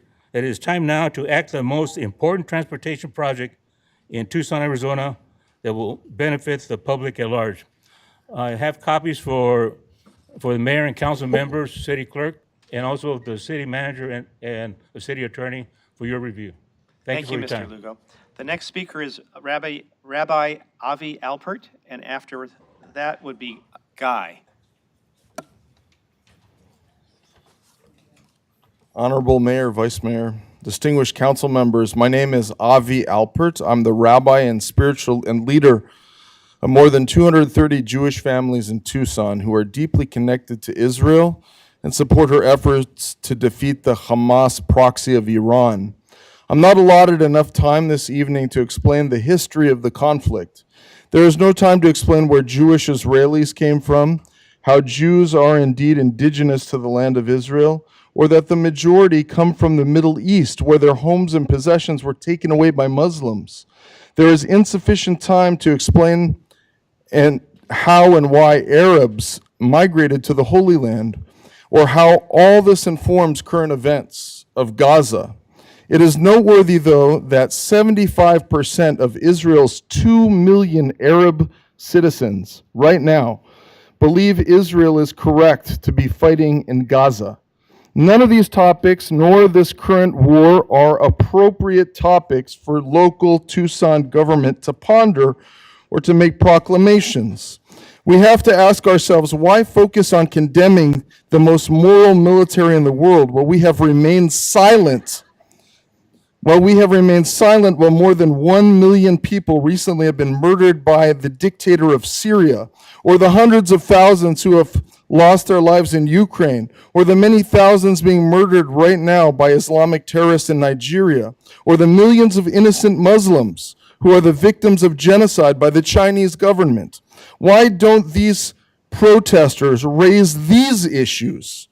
Hamas started this war by breaking a ceasefire, coming from Gaza into Israel, purposefully targeting thousands of civilians. They murdered, raped, and burned 1,200 people in a few hours, mostly women, children, and elderly. Hamas took more than 240 Israelis hostage into the pits of Gaza, mostly women, children, and elderly. Hamas doesn't care about human decency, international law, or honoring ceasefires. Gazans have chosen these evils and chosen to build more miles of terror tunnels in Gaza than the New York subway system. Hamas targets their own children, hiding their weapons and bombs behind human shields in hospitals, mosques, and schools. Israel still has been able to protect Palestinian lives during this war, while loss of life is a tragedy. The percentage of Palestinian civilians who have lost their lives in this war is less than any other war in history. Clearly, the efforts to condemn Israel, demanding she cease fire instead of supporting her or congratulating Israel, are merely new manifestations of Jew hatred. I have one more sentence. If anything, please demand Hamas surrender and release all hostages unconditionally. Let's awaken and do better for Tucson. Thank you, Rabbi. The next speaker is Guy, and then Jessica Yoder. Hello, can you hear me? Yep. Thank you. Ladies and gentlemen of Tucson's City Council and fellow community members, my name is Guy. I have lived in Tucson since 21. I'm also an Israeli. I grew up in Tel Aviv. My family on both sides are Holocaust survivor families. But our stories, like many other Israelis, is not one of victimhood. Our story is about lust for life, resilience, and hard work. 2 weeks ago, I said among you as words like genocide and war crimes ricocheted through these walls. Words loaded with gravity were used in an anti-Semite fashion by pro-Hamas activists who were urging for ceasefire in Gaza. Now, wars and genocide are no abstract concept to me or to any other Israeli. Those are all part of our collective memory and everyday reality, and I disdain people who use those words so lightly and so selectively. But I'm not here to spare over semantics of ceasefire, at least not with people who will bear no consequences for the so-called moral choices. I'm here, council members, to ask you one direct question. What are you doing? What is this thing? Do you truly have the full scope of what's happening 7,000 miles away from here? Do you really have the moral ground to even discuss it? Do you understand how the existence of this conversation actually impact the Tucson citizens and its communities? You as city council, you actually have an important job, an unappreciated job. You're in charge of everyday life, of most basic needs, to eat, to belong, to feel safe and live in peace. You discuss policies, budgets, and improvements aiming to address the concern of Tucson community. So why are we having this conversation today? And I'll tell you why. Because the pro-Hamas agenda aims to leverage U.S. city halls all across the country to challenge Israel's legitimacy and severe financial ties and impact cities with significant Jewish population. This isn't a hidden agenda. You can research that. Okay? The effort has already unsettled Tucson Jewish community, leaving them feeling vulnerable and anxious. 12,000 Tucson residents work in Rayton factory, contributing to the Iron Dome defense system that had saved countless lives in Israel. On October 7 alone, technology from Tucson intercepted 4,000 missiles aimed at Israeli city centers, saving thousands of lives. Tucson has strong commercial ties with Israel, including agriculture, water technologies, and optical innovation. However, the pro-Hamas groups aim to sever those ties, disregarding Tucson's potential economic and unemployment consequences. So I'm asking you guys again, what are you doing here? Right? Do you have the knowledge to make this decision or to even have this conversation? Because if not, I call you to stop the circus of distorted morality, anti-Semitism, and self-loathing before it causes a significant damage to the city of Tucson and its communities. Thank you very much. Hi. Jessica Yoder, then Ellen Punyan. Jessica Yoder, then Ellen Punyan. Thank you, Mr. Dahl. Good evening, Mayor and Council, or Substitute Mayor and Council. My name is Jessica Yoder. I'm a resident of Ward 4, and I urge you to use your powerful voices and important voices to call for an immediate, permanent ceasefire in all areas of occupied Palestine, for the unimpeded entry of sufficient humanitarian aid for the millions of starving, displaced, sick, and injured Palestinians trapped in Gaza under threat of genocidal violence and indiscriminate violations of international human rights law. No child should look to the sky wondering if what's falling is dinner or death. I speak in memory of the human lives ended by Hamas on October 7 and the disproportionate tens of thousands extinguished by the state of Israel in what the international community and many leading humanitarian organizations have determined is a plausible case of genocide. Each human life is a universe, a tapestry of relationships, dreams, pleasure, and dignity. I rise in defense of every single one. It pains me severely to hear opponents of a ceasefire claiming that my speaking up against violations of human rights for some people must mean that I am against the existence or identity of others, while they themselves weaponize Arab, Islamic, queer, and other marginalized identities against those calling for peace and justice. As a result, this council chamber has become a space that feels unsafe for my Palestinian siblings. I firmly recommit myself to opposing hate in all its forms, rejecting anti-Semitism, Islamophobia, and pinkwashing wherever I encounter them. I reject the morally irresponsible and slanderous claim that criticizing the genocidal actions of the State of Israel or pointing out that Israel practices apartheid must mean I'm anti-Jew.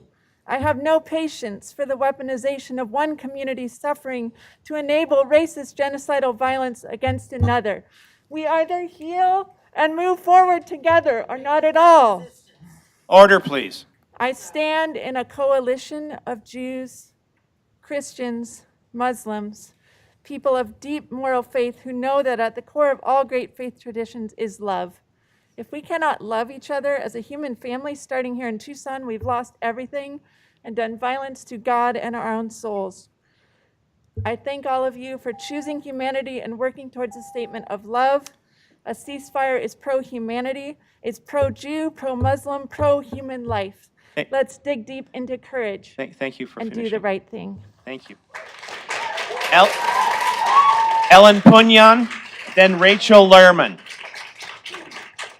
Ellen Punyan, Rachel Lerman, Margot Weinberger, then Jennifer Lowenstein.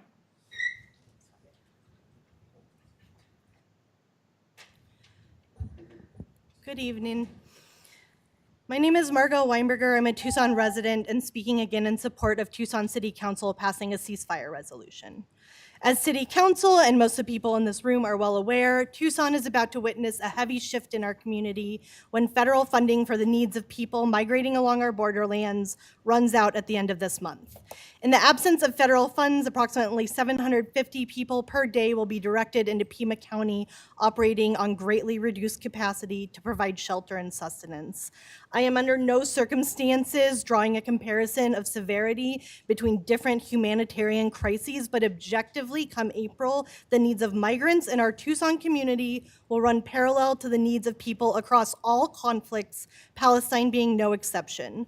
I'm talking about fundamental needs: shelter, water, food, bathrooms, and access to health care.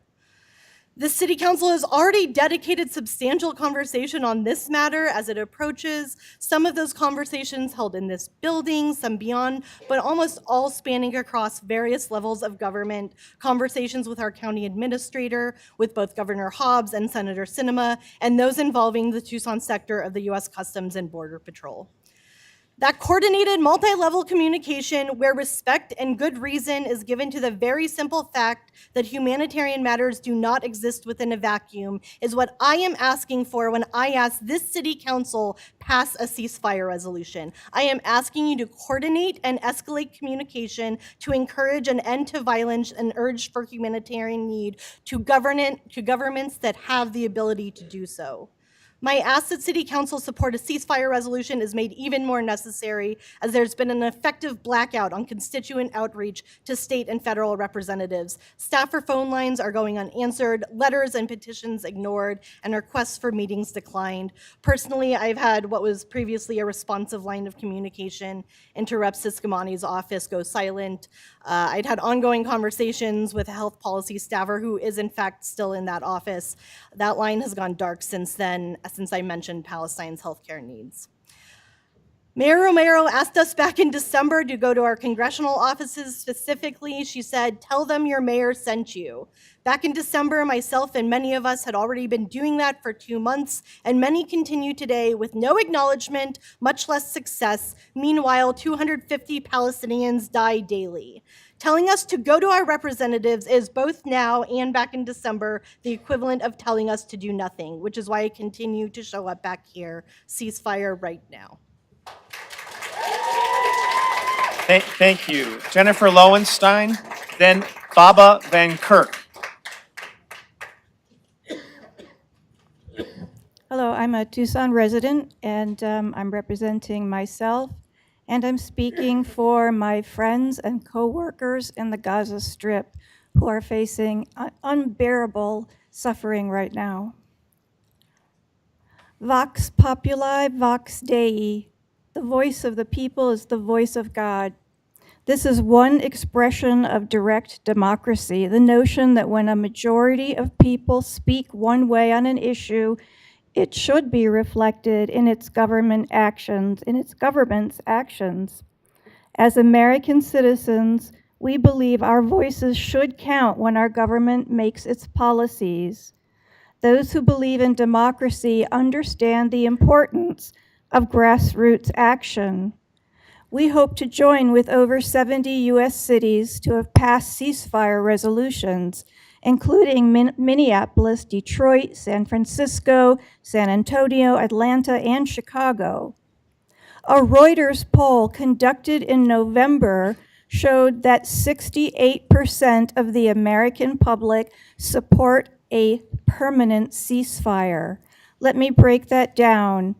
A February survey by the Institute for Social Policy and Understanding asked the question, do you support or oppose the U.S. calling for a permanent ceasefire in Gaza? 75% of Muslims support it. Over 60% of Christians across denominations support it. 50% of Jewish Americans supported it. A separate poll indicated that 75% of Democrats support a permanent ceasefire. 62% of independents support it. 50% of Republicans support it. Altogether, these polls show 68% of the American public supporting a permanent ceasefire in Gaza. Yes, I have the surveys. Why are the president and the majority of the U.S. Congress refusing to listen to their own constituents? We clearly need more grassroots action like this, not less. U.S. foreign policy does concern us, not just economically and socially, but morally and individually. Some say our voices are hateful and anti-Semitic. Well, I'm Jewish, and in my family, it was understood that opposing violence is not anti-Semitic. Calling for an end to mass murder is not anti-Semitic. Standing up for universal human rights is not anti-Semitic, last statement, and most of all, standing up against the deliberate mass killing, displacement, starvation, and dehumanization of Palestinians is not anti-Semitic. Thank you.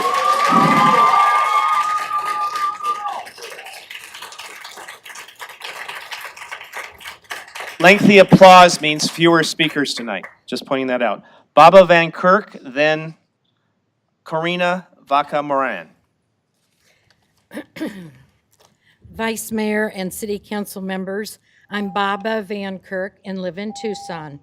Thank you for the opportunity to speak today. On behalf of the unheard voices who suffer in Palestine, I most ardently ask our city to vocally support a ceasefire with attention turned towards dire humanitarian needs, to not speak out for all in need while enjoying the security of their own safe shelter, food, and health needs is a failure to humanity. The scope of destruction will never be fully quantified, but why does it need to be? Haven't we seen enough? Close to 2 million people are living in an area 141 square miles. In Rafah, 4 of 12 hospitals barely function. According to the World Food Program, 85% of Palestinians are classified as in catastrophic phase 5 of famine, which indicates high risk for starvation and death. Children are starving to death. Imagine how it feels to miss a meal.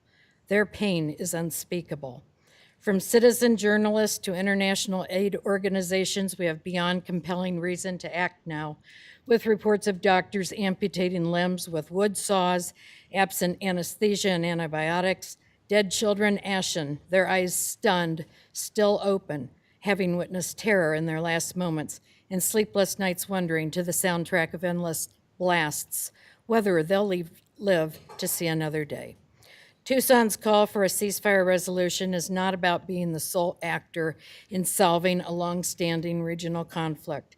This is about our city standing tall, condemning all violence, and saying in earnest, never again.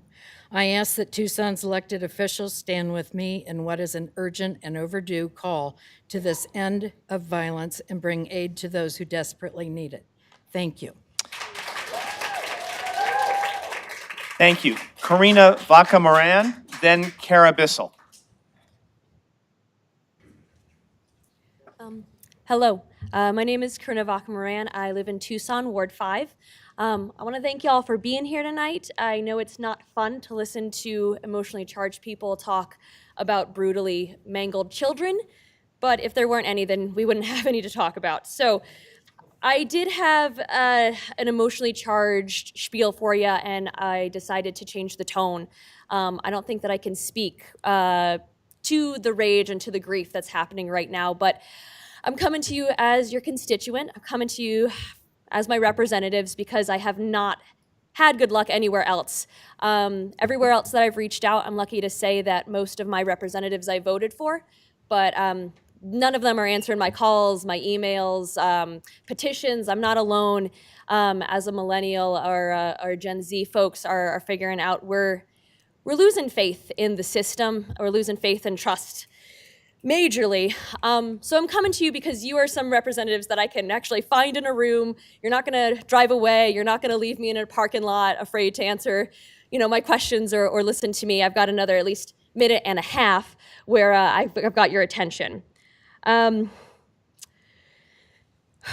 majority wants a ceasefire. Majority of the people that put you here, I've been taught that representatives, as a part of our democracy, are critical because y'all help us figure out, right, the majority and what the majority wants, and you represent us. You represent our will, you represent our voice, and when our voices are not reaching the representatives who have the power and the ability to enact change, we're going to come to y'all where we can find you. So unfortunately for you, that's kind of where you've landed in, right? Why should Tucson, why is it your business? Why is it your responsibility? And unfortunately, it's just because we say so. That's kind of what it's come down to.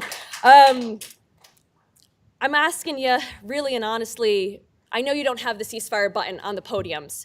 I know you don't have Biden's number. I know you don't have Bibi's. I know a phone call from you cannot stop or make this happen. I'm just asking you to be a drop in the bucket and really on a more local level to preserve some of the faith and trust and pride that millennial and Gen Z folks have in the city of Tucson. So, thank you. Thank you. Kara Bissell, then Peggy Hutchinson. Is there a way to have their presentation given to the council?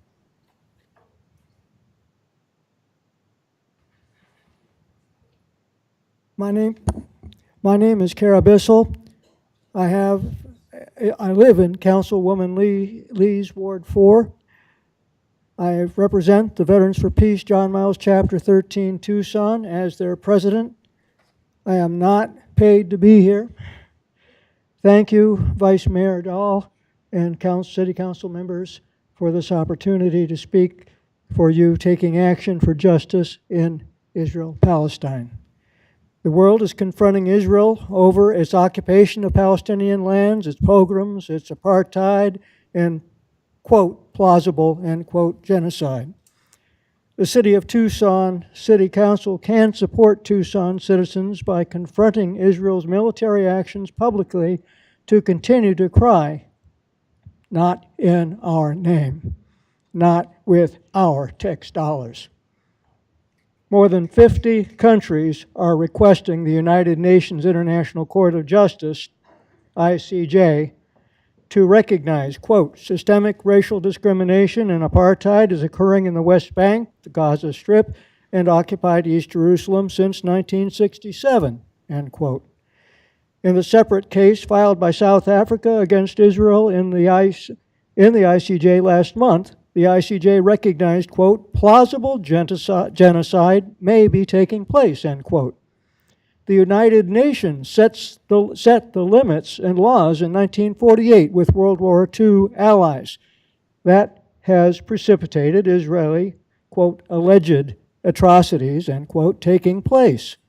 The ICJ formed by the United Nations stating, quote, plausible genocide, end quote, in Gaza by Israel is a huge concession. South Africa stated, quote, the Jewish state was practicing an even more, subquote, extreme and subquote, form of apartheid than what was endured for decades in South Africa, end quote. South Africa asked the ICJ to put, quote, pressures on Israel into making political concessions to Palestinians, end quote. The people of Tucson ask you, the Tucson City Council, to magnify the worldwide court of public opinion and support ceasefire negotiations in Israel-Palestine as the United Nations International Court of Justice trials proceed. We ask the City of Tucson's Council to openly declare the pursuit of the United Nations, quote, Universal Declaration of Human Rights, Article 3, which states, quote, everyone has the right to life, liberty, and security of person, end quote. Please finish your Thank thoughts. you very much. Thank you.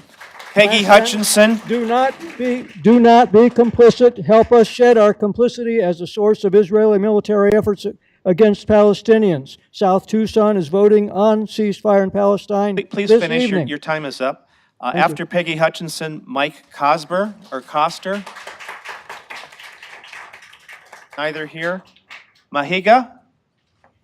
And then Joel Holodinsky. Mike, great. Not here, and then here. How you doing? It's my first time out in the Arizona City Hall. You guys do it a lot different than the Bay Area. They at least have some kind of comment that they kind of send back to make us feel like we're communicating, and you guys just ain't staring at us. As we explain, that's state law. We cannot No, respond. I understand. I'm just saying it's just a different vibe. Yeah. Okay.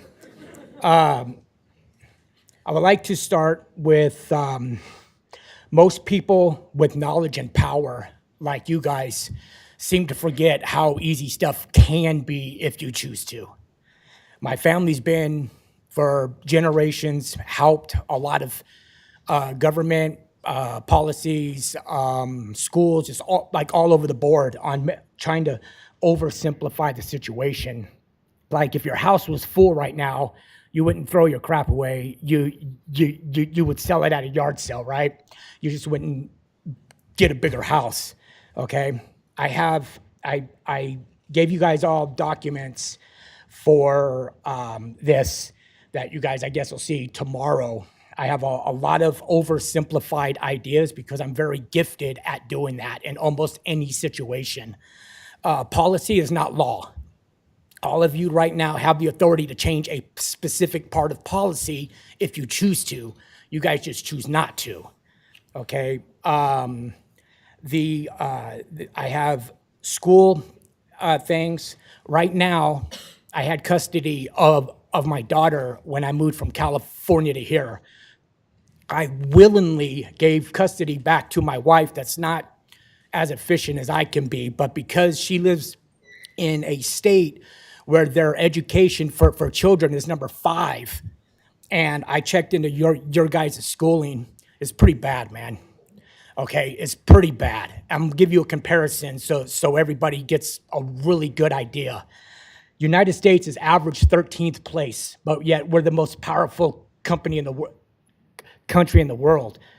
How many more generations at 13th place are we going to be that? If we don't man that up and change, we're not going to be. It's going to be gone because we're going to be too stupid to, as a society, to be able to maintain the number 1. Second, Arizona is 48th place. To give an equivalent to what 48th place is, if Arizona was its own country, we would be equivalent to Cuba. Our children are equivalent to Cuba. My 8th grade daughter came out here for a summer. My 11th grade niece was going to school in Phoenix. She was doing her homework. My 8th grade daughter in a number 5 state is doing an 11th grade student school out here. Thank you. Okay? Thank you. Your time is Yeah, up. I've left a lot of other stuff. I would hope that one of you can contact me or something after you read all this. Thank you. Mahiga, and then Joel Holodinsky. Yes, sir. Hello, my name is Joel Holodinsky. I live near Reed Park. I'm here with Veterans for Peace. Thank you for this time in public forum. I served in Iraq and Afghanistan during parts of 2004, 2005, 2000, and 2008 on 2 rotations. Airborne infantryman, grenadier, machine gunner, team leader, and acting squad leader were some of the titles I held. I'm standing here today because tragically, suffering so great is traveling from across the world, echoing within the chambers of this city hall. And these tragedies have been funded and enabled by the U.S. taxpayer and without regard to the basic needs of human existence. I stand for a path forward that will bring a better world for our future generations, not one ruled by the stains of bloodshed. Things can change, and the path we are on by supporting Israel and ethnic cleansing that is a clear violation of international law, that only leads to a violent regional escalation. It brings a level of dehumanization to the world that, left unchecked, spreads like a virus. When I joined the Army at 17, I once believed the faith in our foreign policy was a possible solution, but I also stood ready to bear the weight and stand by my fellow generation of volunteers that found themselves in the Middle East at the time, hoping for a better world, but I did not contribute to such a world. The groups I fought still exist today, and I made more enemies everywhere I went. I inspired through tragedy the locals to attack us more. Not many of my friends that were with me during that time exist today, dead from suicides, gone with insanity, disease, and the universal suffering of war. Women and children died all around us, fighting from and targeting someone's home led to new enemies and more violence, far greater violence. I do not wish for our country to support such an inhumane act against the Palestinians through aid of any kind that on the ground targets an entire population, whatever the military objective stated may be. Human-made famine is not any weapon used in war. 300,000 people in northern Gaza, refugees for over 70 years, are cut off without virtually any means to sustain human life. More images of the true cost of war and ethnic cleansing is starting to spread, and in such conditions, the self-immolation of an active duty U.S. airman still falls onto complicity by this nation, the complicity he took such measures to be free from. Many of the soldiers I was with in Iraq would joke about the local women saying, "Mista, Mista, for the baby," a cry from the Iraqis caught in the middle of brutal violence, pleading for their children that were so very traumatized by our acts, taken in and by too many soldiers, like it was all a joke or only used to manipulate a situation. But many babies died around us, and it led to no sustained victory. I stand here today to say those lives do matter, and for the children that grew up with our guns pointed at their faces, I hope they find forgiveness in their hearts. I do not believe in generations before me would be proud of the cleanup duties I performed in the many areas they fought in. Areas American soldiers took many casualties in. I was then sent in as cleanup duty to tell the people we would not gun down their unarmed doctors and nurses like the last unit did, and where we'd not just go on the street shooting everyone. Their revenge shredded through the flesh of many in my unit, including myself, and although we may have tried to be better at times without targeting civilians, innocents died all around us, and the war continued to escalate as our government tried desperately to win a war with no clear strategy and with an entire finish your population thought. as a target. Thank you. I just Thank you. support humanitarian and hopefully food, Thank you. water, medical. Hussein Sin, and then Hassan Ali. Hussein Sin, and then Hassan Ali.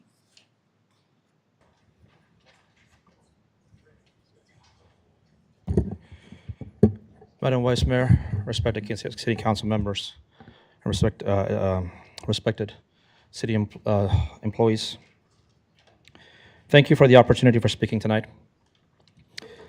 I want you to gather around close enough to hear the truth echo off these very walls. We stand today at crossroads, not just for Tucson, but for the world. From the dusty plains of Arizona to war-torn streets of Gaza, the blood of innocent cries for justice. For how long will we turn a blind eye to the suffering in Gaza? Children cowering in rubble, mothers weeping over lifeless forms, families ripped apart by the iron fist of the war. Is this the future we choose? Is this the legacy we will leave for generations to come? No. 1,000 times no. We, the people of Tucson, have a voice, and it must rise above the din of conflict. We must demand, with the righteous fury of prophets, a ceasefire in Gaza. They tell us this is a complex issue, a web of ancient grievances too tangled to unravel. But I say complexity is a shield of inaction. The truth is simple. Innocent lives are being lost, and it is our moral imperative to stop it. Some will whisper about security concerns and the right to defend oneself, but what defense is there for the bombs raining down on schools and hospitals? What security justifies the slaughter of unarmed civilians? This is not self-defense. It is oppression, plain and simple. They also speak of political realities of delicate negotiations that cannot be disrupted, but I say what negotiations can take place amidst the screams of dying. What peace can be built on the ashes of innocent lives? We cannot be complicit in this charade. Let our voices be a beacon in the darkness. Let Tucson be a city that stands for peace, for justice, for the sanctity of human life. Let us demand an equivocally and immediate ceasefire in Gaza. This is not about taking sides. This is not about taking a stand. We stand with the oppressed, with the innocent, with who all yearn for a future free from violence and fear. Together, let us send a message loud and clear. The people of Tucson demand peace in Gaza. Now, and let it be known, our silence on this matter is not neutrality. It is complicity. May peace prevail. Thank you. Hassan Ali, then Nail Bararin. Oh, that was Hassan, sorry. Be sure and give your name, please. So Nail Bararin, and then Dr. Alexandria Rose. Good evening, everybody. My name is Nail Badareen. I'm a resident of Tucson.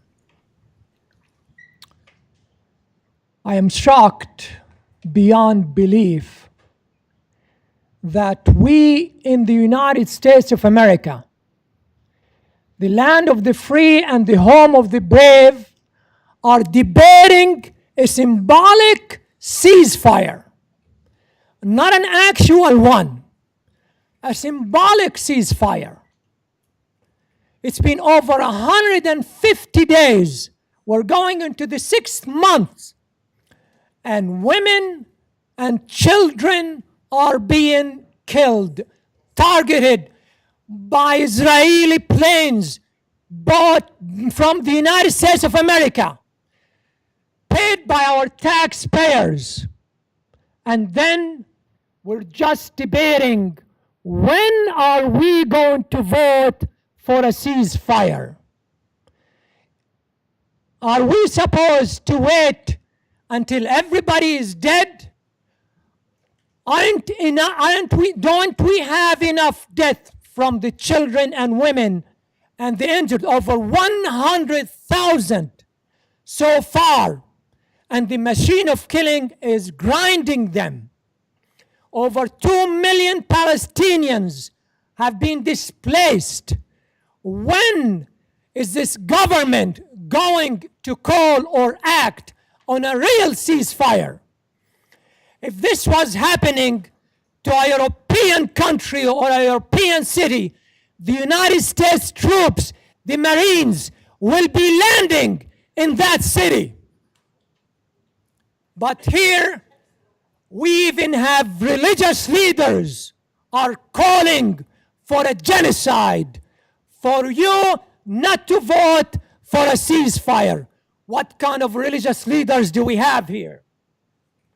We're merely asking for a symbolic ceasefire, just a symbolic one. You're not going to stop the genocide machine. Joe Biden is sending few crates of food, dropping them from the air. Joe Biden can actually stop this by a phone call. He can stop it with just saying, Netanyahu or the rest of that government has to go. We need a real ceasefire here. We've been displaced as Palestinians since 1948. This is not the first time that this genocide has happened. It's happening every day, every single day. Gaza lives in a concentration camp, not an open prison. Please finish your...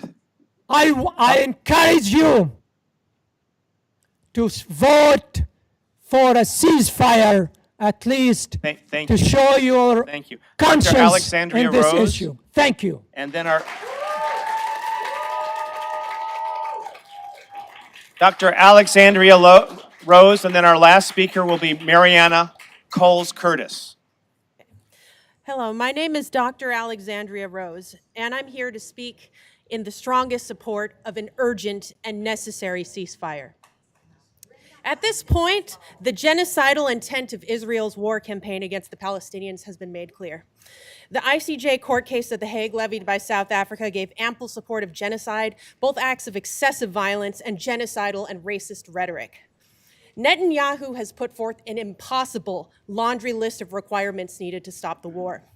There will be no end to the war until there is outside intervention or until Israel's genocidal agenda is completed. And that is why it is imperative that we demand a ceasefire now.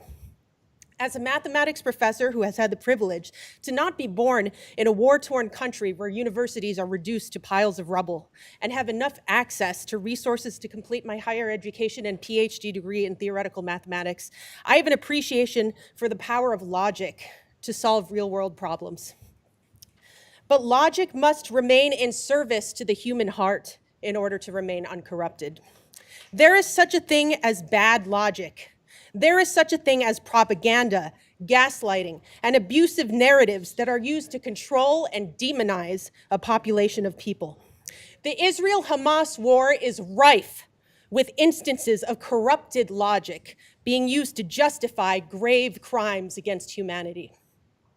Demonizing an entire population as children of the darkness and upholding another population as children of the light, as per words of Netanyahu, is an instance of bad logic being used to justify deeply racist and genocidal intent. Occupation and continued military campaigns, deprivation of resources, imprisoning a population inside the open-air prison of the Gaza Strip while bombing them to death, and describing this as a necessary measure is another instance of gaslighting and bad logic being used to justify war crimes. Branding one group's acts as terrorism, which are in fact desperate acts of survival and resistance, and another group's acts in the name of occupation and self-defense is another instance of bad logic.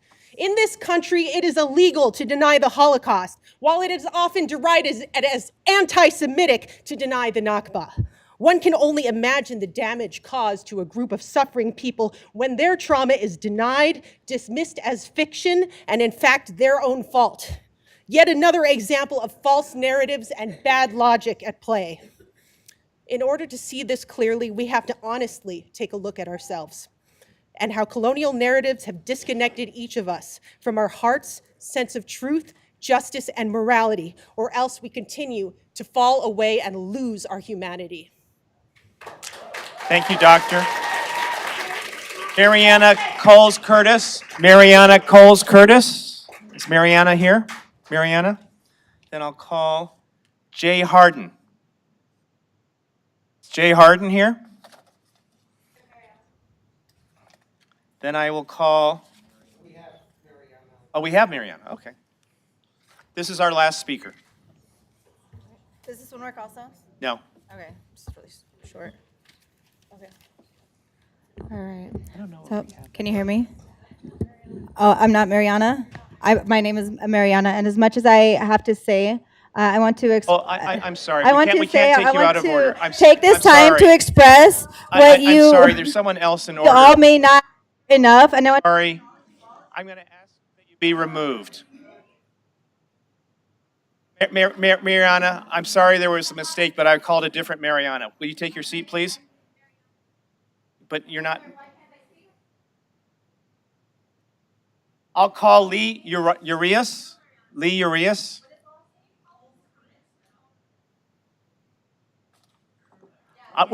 We're calling him in order.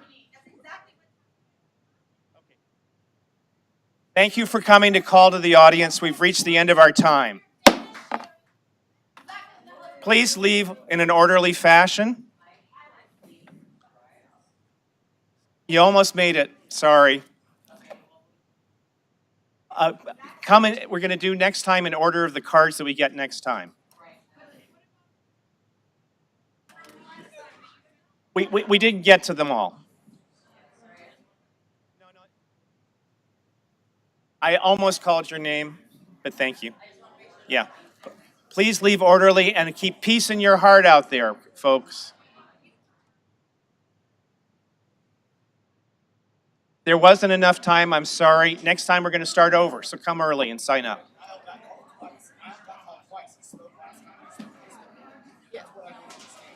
We made a mistake, Paul. That's the only thing I know.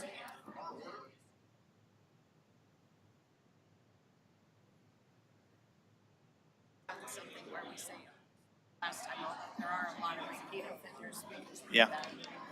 Maybe we want to do that next time.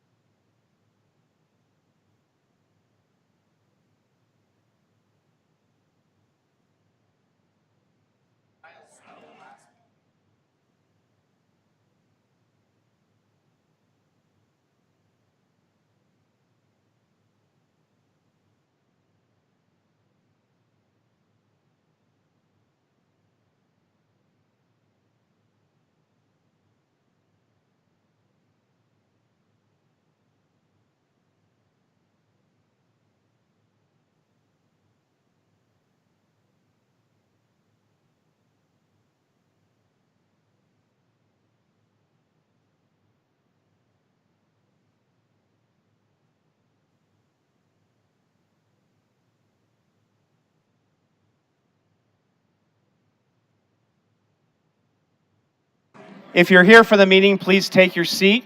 If you're ready to go, please leave in an orderly fashion.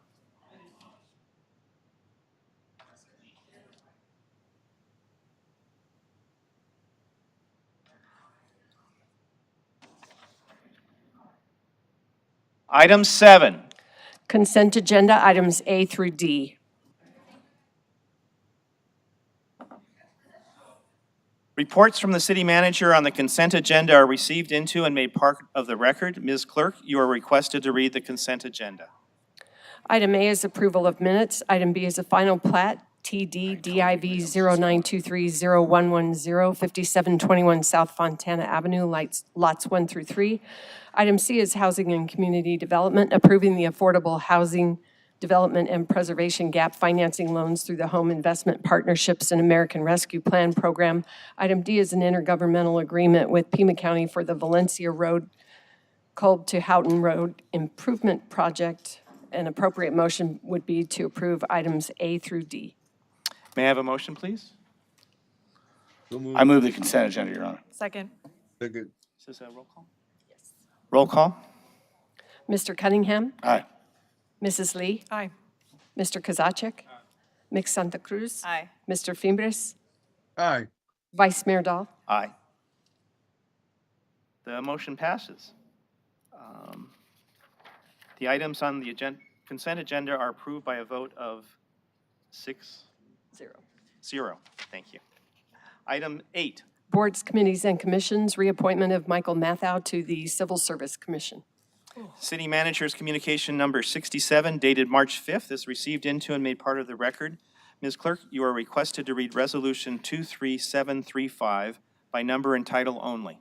Resolution number 23735 relating to the Civil Service Commission, reappointing Michael Mathau as a Civil Service Commissioner, fixing annual compensation, and declaring an emergency. What's the council pleasure?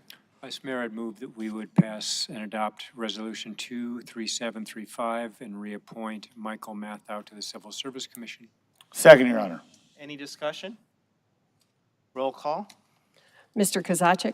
Ms. Santa Cruz? Aye. Mrs. Lee? Aye. Mr. Cunningham? Aye.